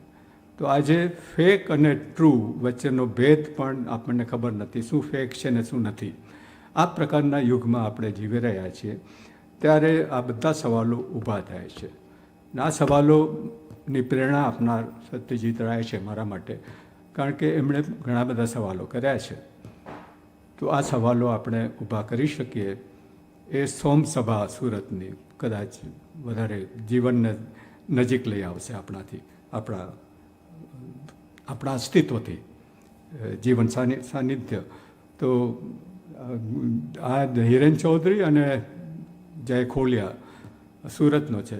આ 2 યુવાનો તમે માની ન શકો એટલા બધા તેજસ્વી અને એટલા સિમ્પલ, એટલા સાદા.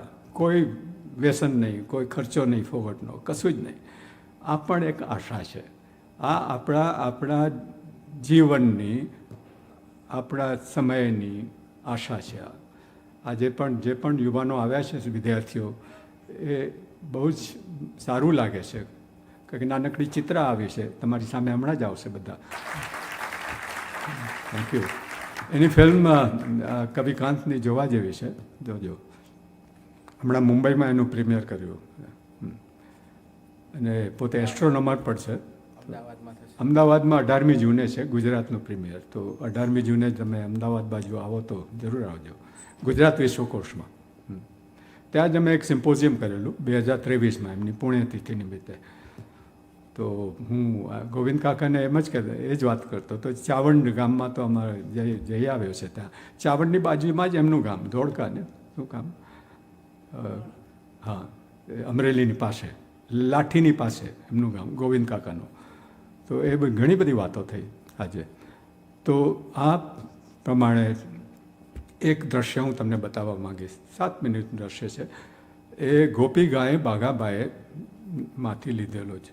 હવે સંદીપ રાય જ્યારે નાના બાળક હતા, કિશોર હતા, ત્યારે એમના પિતાજીને કહે, એટલે સત્યજીત રાયને કહે કે એમને માણિકદા કહેતા હતા. જ્યારે જન્મમાં એને વાલનું નામ માણિક આપેલું, માણિકદા.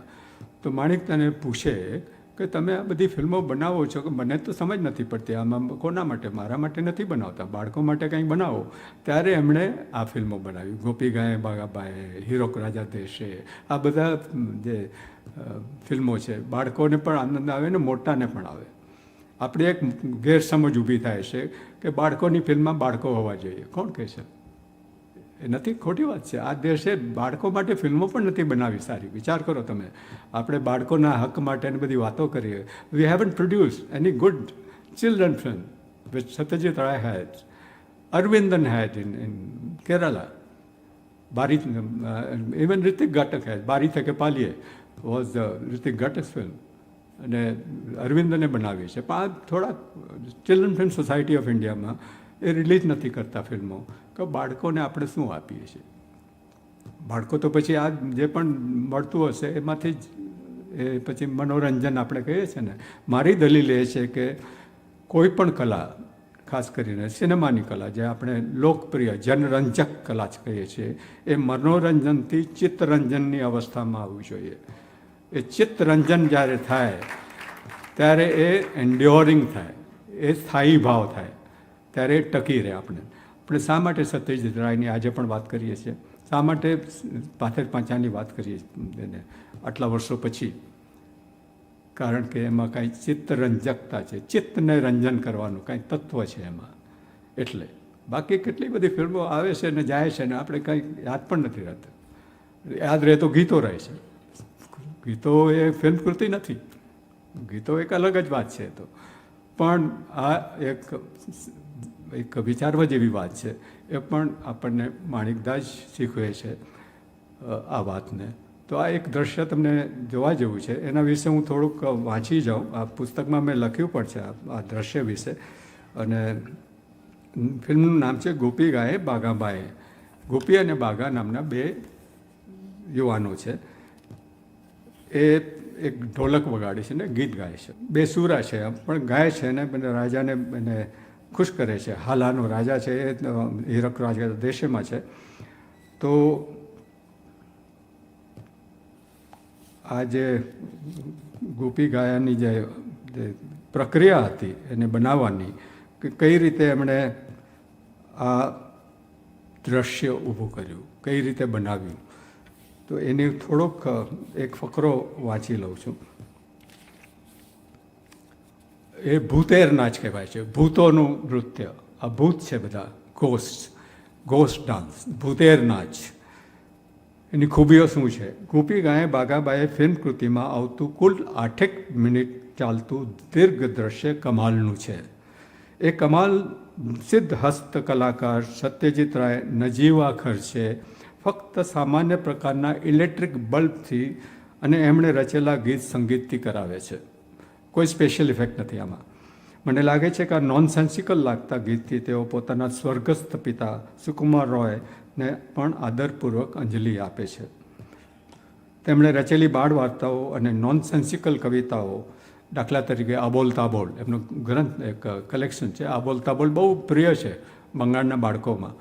આબોલ તાબોલ હજી પણ બંગાળમાં બાળકો એમને, એટલે આટલી બધી મેદણી ઊભી થાય છે. એમાં ફક્ત ફિલ્મ નથી, બીજું ઘણું બધું પ્રધાન છે સત્યજીત રાયનું એમના પૂર્વજોનું, જેના લીધે આ બંગાળી પ્રજા અમને ચાહે છે.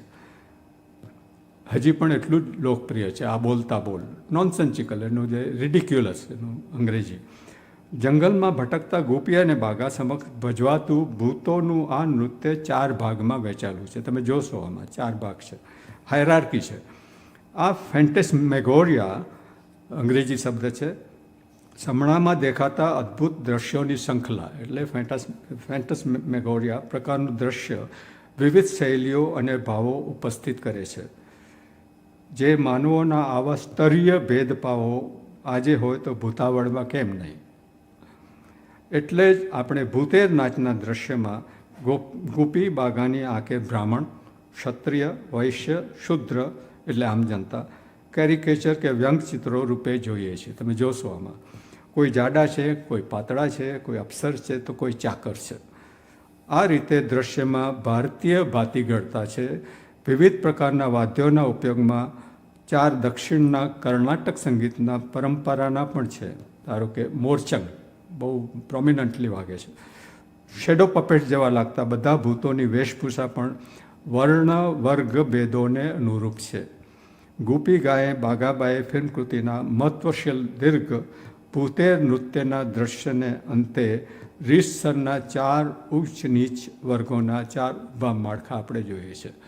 4 એક 4 ટાયર આપણે એક દ્રશ્ય ઊભું થાય છે. આપણે જોઈએ તો થોડુંક લાંબુ છે, વાંધો નહીં ને, પણ તમને જકડી રાખશે. આ મૂળ કહેવાનો ભાવાર્થ એ કે કોઈ નજીવા ખર્ચે ઘણું બધું થઈ શકે છે. આપણે કારણ કે અહીંયા જ છે ને બધું કલ્પના તો ઘોડા આપણે ભરપૂર દોડાવી શકીએ છીએ, પણ આપણને જો બોક્સ ઓફિસ પર જો મીટ ન હોય તો પછી કરોડો રૂપિયાનો નફો કમાવો અને કેટલું કમાવે છે આપણને ખબર નથી. મોટાભાગની ફિલ્મો ફ્લોપ જાય છે. કરોડો રૂપિયા જેના કોઈ ફિગર આપણને મળતા નથી, જ્યારે અહીંયા એટલું બધું પારદર્શક છે. આપણે જોઈએ.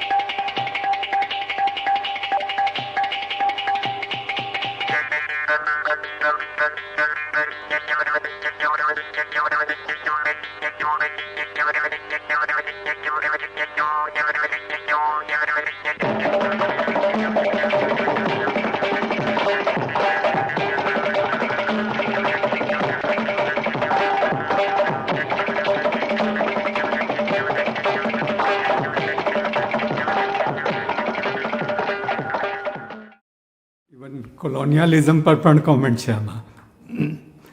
આ પ્રકારે એક દ્રશ્યો રચે છે સત્યજીત રાય. પાથર પાંચાલી પણ બતાવી શકત, પણ એ તો ઘણું બધું જોવાઈ ગયું છે. આવા દ્રશ્યો વિશે વાત વધારે થઈ નથી. હવે જે હમણાં પ્રશ્નોત્તરીનો સમય છે, પણ એ આપણે એના બદલે હું તમને કંઈ ભેટ આપવાનું છું. એ ભેટનું નામ છે અચંબો. અચંબાની ભેટ આપીશ તમને. એ કેવો અચંબો કે તમને મજા પડશે. એ એક જ દિવસનો ખેલ કર્યો. મેં સપોર્ટ સિસ્ટમની વાત કરતો હતો. તો આપણી 3 અવસ્થા હોય છે ને, સુષુપ્ત અવસ્થા, સ્વપ્ન અવસ્થા અને તુર્યા અવસ્થા. તો તુર્યા અવસ્થામાં પરમ દિવસે રાતે મને કોઈ વિચાર આવ્યો કે સુરતમાં આપણે કંઈક એવું કરવું જોઈએ કે જે સુરતમાં જ એક ઊભું થાય, આ ધરતીમાંથી જ. અને એના માટે એક ગીત મને યાદ આવ્યું, ચારુલતાનું ફિલ્મનું ગીત, જે ગુજરાત વિશ્વકોશમાં મેં થોડા વર્ષો પહેલાં એક કાર્યક્રમ કરેલો ટાગોર વિશે. એનું નામ, ટાઇટલ આપેલું આકાશે કાન માંડવાની વાત, આમી આકાશે પાતી આ કાન. હવે આ ટાગોરનું ગીત છે. એ સીધું આકાશ પર કાન માંડે છે. ભીત કાંઈ નહીં, સીધું આકાશ પર જ કાન માંડવાની વાત એની પ્રેમિકાને. તો એ ગીત આમી ચીની ગોચીની તો મારે ઓ વિદેશીની, તો એ ગીત કિશોર કુમારે ગાયું. એ કિશોર કુમારનું ગીત, જે એ પણ બહુ દિલચસ્પ વાર્તા છે. આ કિશોર કુમારે આ ગીત ગાયું ત્યારે ખાસ કિશોર કુમાર જઈ શકે એમ હતા નહીં કલકત્તા. એમના નજીકના સગા પણ થાય. અને ત્યારે એમણે કહ્યું કે તમે અહીંયા આવો ને રેકોર્ડિંગ કરી લઈએ આપણે ગીતનું. તો સત્યજીત રાય એ આવે છે એમના ઘરે મુંબઈ. એક જ દિવસમાં એના ઘરે જ રેકોર્ડિંગ કરે છે. પછી સ્ટુડિયોમાં ગયેલા આ ગીતનું, એ કિશોર કુમારે ગાયેલું ગીત, આ આમી ચીની ગોચીની તો મારે. કદાચ તમને ચારુલતા ફિલ્મ જોઈ હોય તો બધાને, બંગાળમાં તો લગભગ બધાને આ ગીત કંઠસ્થ હોય છે. તો એ ગીતને ગાવા માટે સુરતના જ સિંગર મેં આમ ચપટી વગાડતા તૈયાર થઈ ગયા. તો આ વિચાર આવ્યો મને તુર્યા અવસ્થામાં, ને પછી મેં બધાને કરવા માંડ્યા ફોન ને મને કોઈ ગાયક જોઈએ. પેલો વિચાર હતો કે બંગાળી કોઈ મહિલા ગાયક હોય તો સારું થાય અને સાથે ગાય આની સાથે. તો એક દિવસ તો ગયો એમ. આજે થોડીક કરામત થઈ, સુરતમાં 3 બંગાળી ગાયકો મળી ગયા મને, તમારી સમક્ષ આવશે. અને ગુજરાતી ગાયકા એનું નામ, એના પિતાજી તો બેઠા છે અહીંયા, કપિલદેવ શુક્લ, એમની દીકરી બંગાળીથી વધારે સારું ગાય છે, ટ્વિસા. તો એ ગાશે અહીંયા આવીને. તો હું એમને બોલાવીશ. એક પછી એક નાનકડી દીકરી પણ છે આપણી, ચિત્રા, એ પણ આવશે. અને બધા જ સાથે આપણે ગાશું, જે રીતે ગવાય એ રીતે. એ આપણું, આપણે આવકાર નહીં, શું કહેવાય, આભાર વિધિથી પહેલાંનું આપણી આ એક જીવનને ઉત્કટ બનાવવાની એક પ્રક્રિયા રૂપે, જીવનને જેટલું આપણે સાનિધ્ય, જેટલું નજીક લાવી શકીએ એ. કારણ કે બધાના સંજોગો અલગ છે. એક કે એક વ્યક્તિ જે છે, બધા ઇન્ડિપેન્ડન્ટ આઇલેન્ડ છે, ટાપુ છે બધા. હું પણ, મારા સંજોગો અલગ છે, આપના સંજોગો, આપને કઈ વ્યવસાયમાં અલગ અલગ હશે. કોઈ તબીબ હશે, કોઈ ઇજનેર હશે, કોઈ થિયેટરના માણસ હશે, કોઈ ફિલ્મમેકર હશે, કોઈ સાહિત્યકાર હશે, કોઈ કવિ હશે. બધાના અલગ સંજોગો છે, પણ ક્યાંક ક્યાંક ક્યાંક મેળ ખાય છે આપણા બધાનું વચ્ચે. હવે એ આપણે ક્ષણને શોધવી છે. તો આ એક ક્ષણ મને લાગે છે આપણે બધા એક કોમન સંજોગ, સામાન્ય સંજોગની એક ઘડી ઊભી કરી શકીએ. ધારો કે આ જીવનને ઉત્કટ બનાવી શકીએ અને એવી અવિસ્મરણીય ક્ષણો જો આપણે જીવનમાં ઊભી કરી શકીએ તો મને લાગે છે આ સાર્થક થશે. આ જે સોમસભા છે આપણી આજની, એ તો હું પહેલાં બોલાવીશ ચિત્રાને, ચિત્રા સ્માત. હા બેટા, સુકન્યા ભટ્ટાચાર્ય, પ્લીઝ કમ. અને આઈ એમ થેન્કફુલ ટુ કમલેશભાઈ કે એમણે સુકન્યાનું સૂચન કર્યું. સુકન્યા ઝવેરીએ ઘણા વર્ષો પહેલાં એક નાનકડી પરિચય પુસ્તિકા લખેલી સત્યજીત રાય વિશે. તો આ બંગાળી જ છે. નાનપણથી, બાળપણથી આ ગીત સાંભળ્યું છે એમણે. બંગાળમાં લગભગ મહિલાઓ કે પુરુષોએ આ ગીત સાંભળ્યું હશે. એ ખાને શું. પછી છે ઐશ્વર્યા, એ પણ બંગાળની છે, બહુ સુંદર ગાય છે બધા. આ એક અડધા કલાકમાં જ બધું થયું છે. આ લીલા જે સંસાર લીલા છે ને, તો આ લીલા જે રચાઈ છે એક આધે 1 ઘંटे में ही रचाई है सब पूरी लीला संसार की. હવે એક મંસૂરભાઈ કરીને છે, એ પણ ગાયક છે. એ તો તેજલબેને સૂચન કર્યું હતું. મંસૂરભાઈ એ પણ બંગાળથી આવે છે. અને છેવટે આપણી નાયિકા આ શોની ટ્વિશા શુક્લ શાહ. મને એ કલ્પના પણ નહોતી. એ છેવટે બધી થોડી ડગુમગું થઈ ગઈ કે નહીં, હવે તો બીજા બધા છે ને, હું શા માટે, તમને કામ અટકે નહીં એટલે મેં આ પાડી હતી. મારા ઉચ્ચારો પણ નહીં હોય એટલા. પણ જ્યારે સાંભળશો તમને તો ખબર નહીં પડે. તો આ બંગાળ, ગુજરાતની બંગાળણ અહીંયા આવીને ઊભી છે અને ગીતો ગાય છે. આ સુરતની ખૂબસૂરતી છે. એ ખૂબસૂરત મેં શબ્દ વાપરેલો. એને કંઈક ઉપસાવવાની કંઈક કોશિશ કરી છે. તો પહેલાં ગીત વાગશે એટલે કિશોર કુમાર ગીત ગાય છે, આમી ચીની ગોચીની તુમાર. એની સાથે આ બધા ગીત ઉપાડશે. આપણે બધા જ આપ સાથે જોઈન થઈ શકો છો અને એક એવું વાતાવરણ રચાશે કે જે જીવનને ક્યાંક નજીક લઈ આવશે. આપણને સાનિધ્યની વાત કરીએ તો કાશ ગોવિંદ કાકા અહીંયા હોત તો એ પણ ગાત આપણી સાથે. তোমারে ও গো বিদেশিনী আমি চিনি গো চিনি তোমারে ও গো বিদেশিনী তুমি থাকো সিন্ধু পারে ও গো বিদেশিনী ও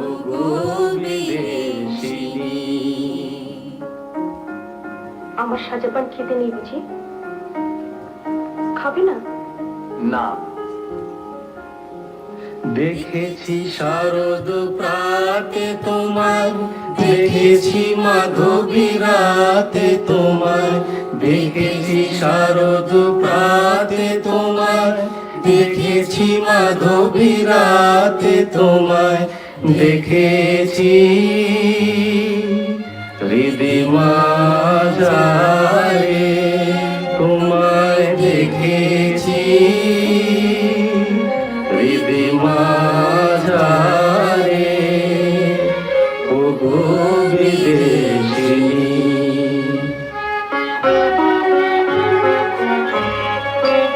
আমি আকাশে পাতিয়া কান, শুনেছি শুনেছি তোমারই গান।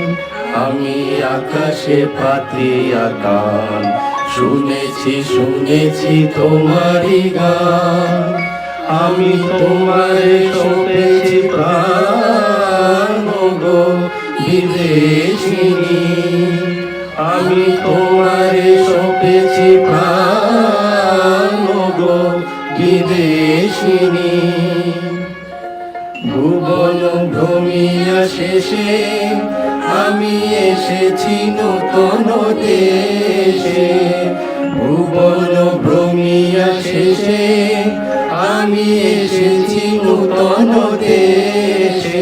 আমি অতিথি তোমারি দ্বারে, আমি অতিথি তোমারি দ্বারে ওগো বিদেশিনী, ওগো বিদেশিনী, ওগো বিদেশিনী, ওগো বিদেশিনী।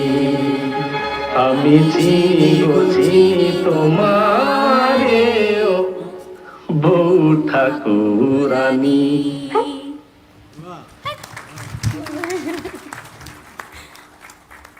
સૌમિત્ર ચેટર્જી અને માધવી મુખર્જીએ બહુ, માધવી મુખર્જીને હું મુંબઈમાં મળ્યો હતો, નવનીત સમર્પણમાં એમનો ઇન્ટરવ્યૂ પણ છપાયો છે મારો. તો ગીત જવું હોય તો આ એક ક્લિપ છે ગીતની, બહુ બહુ સુંદર રીતે કર્યું છે સત્યજીત રાયે જે ફિલ્માંકન કર્યું છે એનું.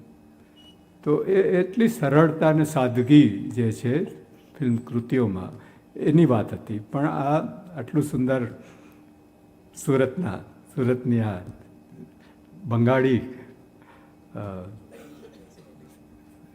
સુકન્યા ભટ્ટાચાર્ય, ઐશ્વર્યા એટલું સુંદર ગાય છે. બંગાળની છે. મનસુરભાઈ કે ક્વિસા તો ખરી નાનકડી ચિત્રા.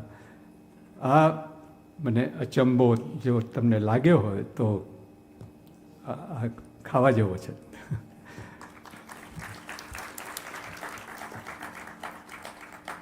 આ ફિલ્મ એક સોંગ જોઈ લો તમે, સારું લાગે. તમે ફિલ્મ કેટલાય જોઈ છે ચારુલતા? બહુ ઓછાએ જોઈ છે. એટલે તમે આ મોટા પડદા પર આ ગીત સાંભળવાની મજા પડશે. પછી આ પુસ્તક જો વંચાય તો આમાં આખું મેં વર્ણન કર્યું છે કેવી રીતે આવે છે સત્યજીત રાય મુંબઈ, કિશોર કુમારને મળે છે, કેવી રીતે રેકોર્ડિંગ થયું. ગયા વર્ષે કે એનાથી પહેલાં એક પત્ર મળે છે સંદીપ રાયના, એક સફાઈ કરતા હતા ઘરની, ત્યારે ક્યારે પણ ન જોયેલે એક પેટીમાંથી બધા પત્રો મળ્યા હતા. પત્રો, બીજી સામગ્રી, ઘણું બધું. ત્યારે એક કિશોર કુમારે લખેલો પત્ર પણ હતો. ત્યારે એ બધું સોશિયલ મીડિયામાં નાખેલું. આ જે વાત કરી હતી સિનેમાથેક ફ્રાન્સે જે મોટું પુસ્તક કાઢવાના છે સત્યજીત રાય પર, એ સંદીપ રાયને જ્યાં નવી સામગ્રી મળી થોડા વર્ષો પહેલાં કોરોના દરમિયાન, ત્યારે બે ક્યુરેટર જે છે સિનેમાથેક ફ્રાન્સ પેરિસમાં છે, તો એમને ખબર પડી કે આ સામગ્રી છે અને સંદીપ રાય પાસે છે. તો એમણે એક નવું પુસ્તક બનાવવાનું વિચાર્યું સત્યજીત રાય પર, આ સામગ્રીને લઈને, જે હજી સુધી ક્યાં પણ પ્રગટ થઈ નથી. તો એ બે બહેનો કલકત્તા આવી ખાસ અને સંદીપ રાયને મળી અને વાટાઘાટો પછી એ મંજૂરી આપી સંદીપ રાયે, ભલે તમને હું આ બધી સામગ્રી આપીશ ને તમે આ પુસ્તક કરો. તો આ પુસ્તકમાં મારો જે લેખ વિશે જે વાત કરી છે ફ્રાન્સમાં છે. બે જ ગુજરાતીઓ છે એમાં, એક ગુલામ અહમદ શેખ અને એક મારો લેખ છે સદગતિ વિશે. તો આ પુસ્તક આવશે થોડા સમયમાં જ. તો સિનેમાથેક ફ્રાન્સેમાં સિનેમાથેક ફ્રાન્સેમાં એકવાર સત્યજીત રાય ગયેલા. હું 2-3 વાર જઈ આવ્યો છું પેરિસમાં. તો એ એમ જોતા હતા તો એક સ્ક્રિપ્ટ જોઈ એમણે, તો એ સચિત્ર સ્ક્રિપ્ટ હતી. સત્યજીત રાય પણ સ્કેચીસ કરતા હતા ને, જે પટકથા લખતા હતા એની. તો એણે જોયું તો પહેલાં લાગ્યું આ કોણ છે, આ મારી સ્ક્રિપ્ટ નહીં હોય.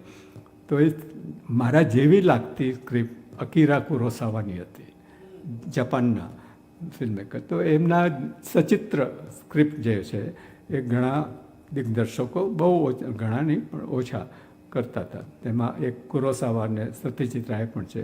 એમની સાથેનો ત્રણેયનો એક ફોટો બહુ ફેમસ છે. તાજમહાલ છે આગ્રામાં છે, ત્યાં કુરોસાવા અને સત્યજીત રાય ચાલી રહ્યા છે સાથે. એક જ્યુરી પર સાથે હતા એ દિલ્હીમાં. તો આ બધા પ્રસંગો જાણવાથી બીજું કાંઈ નહીં, પણ આપણને એક પરિપ્રેક્ષ્ય, એક પર્સ્પેક્ટિવ મળે છે. એટલે આ જાણવાનું કાર્ય પણ એટલું જ અગત્યનું છે.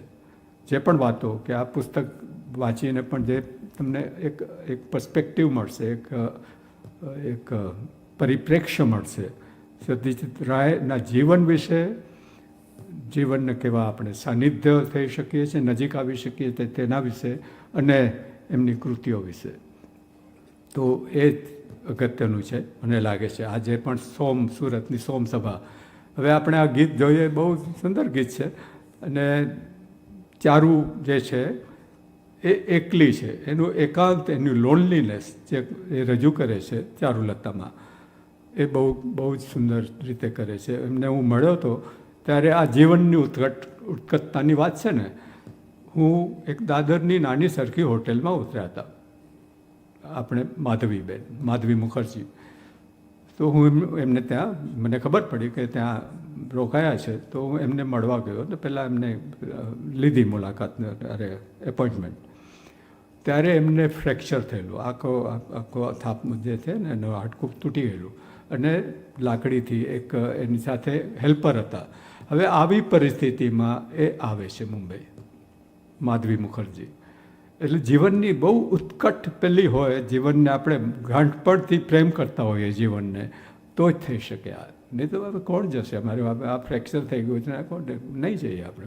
કોઈ આમંત્રિત કર્યા હતા એમને, પણ એ આવ્યા. એવા તમને ઘણા દાખલા મળશે. આ જીવનને આપણે જો ઉત્કટ રીતે જો જીવી શકીએ તો આ જે ક્ષણો છે, ગાંઠપણની ક્ષણો, ફકીરાઈની ક્ષણો, એ આપણને એક નવા પ્રકારનો આનંદ આપી શકે. તો એ હું મળ્યો તો નમની સમર્પણમાં જોજો, એના ફિલ્મ ચારુલતા ફિલ્મ વિશે પણ વાત. આજે તમે જોતા હતા ચહેરો, એ માધવી મુખર્જીનો છે. તો આપણે આ ગીત જોયા પછી સમાપન કરશું. আমি চিনি গো চিনি তোমারে ও গো বিদেশিনী, আমি চিনি গো চিনি তোমারে ও গো বিদেশিনী।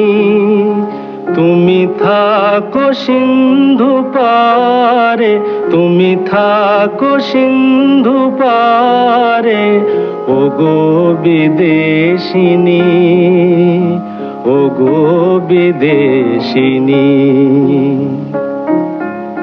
আমার সাজাপান খেতে নেই বুঝি? খাবে না? না। দেখেছি শারদ প্রাতে তোমায়, দেখেছি মাধবী রাতে তোমায়, দেখেছি শারদ প্রাতে তোমায়, দেখেছি মাধবী রাতে তোমায়, দেখেছি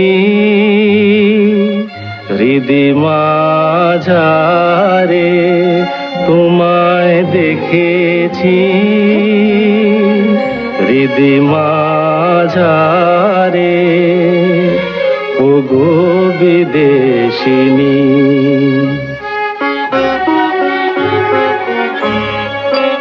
আমি আকাশে পাতিয়া কান, শুনেছি শুনেছি তোমারি গান, আমি আকাশে পাতিয়া কান, শুনেছি শুনেছি তোমারই গান। আমি তোমারে সঁপেছি প্রাণ গো বিদেশিনী, আমি তোমারে সঁপেছি প্রাণ গো বিদেশিনী। ভুবন ভ্রমিয়া শেষে আমি এসেছি নূতন দেশে, ভুবন ভ্রমিয়া শেষে আমি এসেছি নূতন দেশে। আমি অতিথি তোমারি দ্বারে, আমি অতিথি তোমারি দ্বারে, ও গো বিদেশিনী, ও গো বিদেশিনী, ও গো বিদেশিনী, ও গো বিদেশিনী। আমি চিনি গো চিনি তোমারে, ও বউ ઠાકુરાની. તો આપનો ખૂબ ખૂબ આભાર મને સાંભળ્યા તમે. સત્યજીત રાયના કલા વિશ્વને આપણી આંખોમાં ઉતારનારા શ્રી અમૃત ગંગરનો દિલથી આભાર માનીએ. અને સાથે સાથે આ મી ચીની કો તોમાર શબ્દો ઉચ્ચાર ખ્યાલ નથી, મતલબ ખબર છે કે હું તને જાણું છું, મારા દિલના ઊંડાણથી હું તને પ્રેમ કરું છું, મારી આંખો સઘળી જગ્યાએ તને જુએ છે. સાંજે જોઈ છે મેં તને ઉનાળાની ગરમીઓમાં જોઈ છે. સમથિંગ લાઈક કે આ સ્વર્ગમાં અને આ પૃથ્વીમાં બધેથી ફરીને હું હવે તારા બારણે આવ્યો છું. બહુ જ સુંદર લવ સોંગ છે. દિલ ભરીને એને માણ્યું અને એ માણવા માટે જેમણે આપણને માહોલ રચી આપ્યો. ફરીથી અમૃતભાઈ આપનો ઘણો ઘણો આભાર. એટલી સુંદર વાતો કરી. સમય ઘણો થઈ ગયો છે, માત્ર 1 મિનિટની વાત કરીશ કે આ જ ફિલ્મની અંદર એક ડાયલોગ છે જે સત્યજીત રાયની શરૂઆતની ક્ષણોમાં આપણને જે ક્લિપ બતાવી એની સાથે આપણને જોડી આપે છે. એક ડાયલોગ એવો છે કે આપણું જીવન એ રિધમ છે, છંદ છે, લય છે. અને એ ડાયલોગમાં જે આ હીરો છે તે કહે છે હિરોઈનને કે કેવું છે આપણું જીવન, જો ને લય છે, જાણે દિવસ છે તો રાત છે, સુખ છે તો દુઃખ છે, મિલન છે તો વિરહ છે, જીવન છે તો મૃત્યુ છે. આમ જ આપણે આ જીવનના લઈને માણતા રહીને પાછું કહે પણ છે કે દરિયાના મોજા જેવું છે આપણું આ જીવન, અને એ દરિયાના મોજા જેવું છે તો જ એ જીવન છે, કારણ કે આપણી હાર્ટ લાઈન પણ એવી જ છે ને. તો આ સુંદર ક્ષણોને આપણા મનમાં ભરીને આ સત્રના સમાપન તરફ વળીએ. આપણા સરસ મજાના જે શ્રોતા છે એવા નીલિમાબેન શાસ્ત્રી તરફથી અમૃતભાઈ માટે એક સરસ મજાનું પુસ્તક ગિફ્ટમાં છે. 1937માં આ પુસ્તક પ્રકાશિત થયું છે, the Indian film a review by Y.A. Fazalbhoy. તો બહુ જ પ્રેમથી નીલિમાબેન આપને માટે લાવ્યા છે. ખૂબ સુંદર સંસ્કૃત પરિવારના વિદુષી છે નીલિમાબેન, એમણે નામ કહેવાની પણ ના પાડી હતી. નીલિમાબેન, જો આપ આવી શકો તો સ્ટેજ ઉપર આવો. આપના જ હાથે આ પુસ્તક આપણે અમૃતભાઈને આપીએ. મારા વડસસરા સ્વર્ગસ્થ ભૂપતરામ શાસ્ત્રીની વિશાળ સમૃદ્ધ લાઇબ્રેરીનું આ પુસ્તક છે. 1939માં લખાયેલું છે અને મને આજે ખૂબ આનંદ છે કે ફિલ્મ વિથ ફિલ્મોસોફરના પુસ્તકાલયમાં એનું સ્થાન પામશે.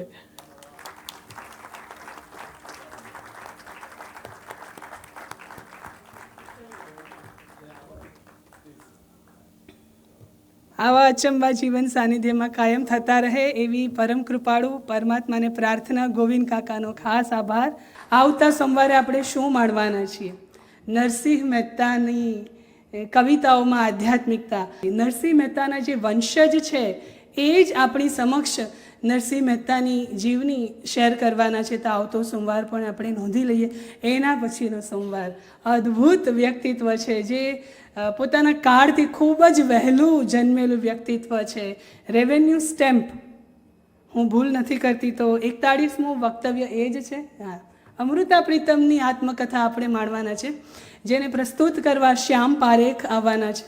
શ્યામ પારેખ પોતે અમદાવાદનું જે ગુજરાત લિટરરી ફેસ્ટિવલ છે એના ફાઉન્ડર છે. ઓરો યુનિવર્સિટીમાં માસ મીડિયા અને કમ્યુનિકેશન ડિપાર્ટમેન્ટના ફાઉન્ડર હેડ રહી ચૂક્યા છે. ઘણી બધી બીજી પણ એમની સિદ્ધિઓ છે અને આવતા સોમવારે આવવાના પોતાના મનને માટે, પોતાની જાતને માટે આવવાના એક વાયદા સાથે આપણે આજે સૌ છૂટા પડીશું.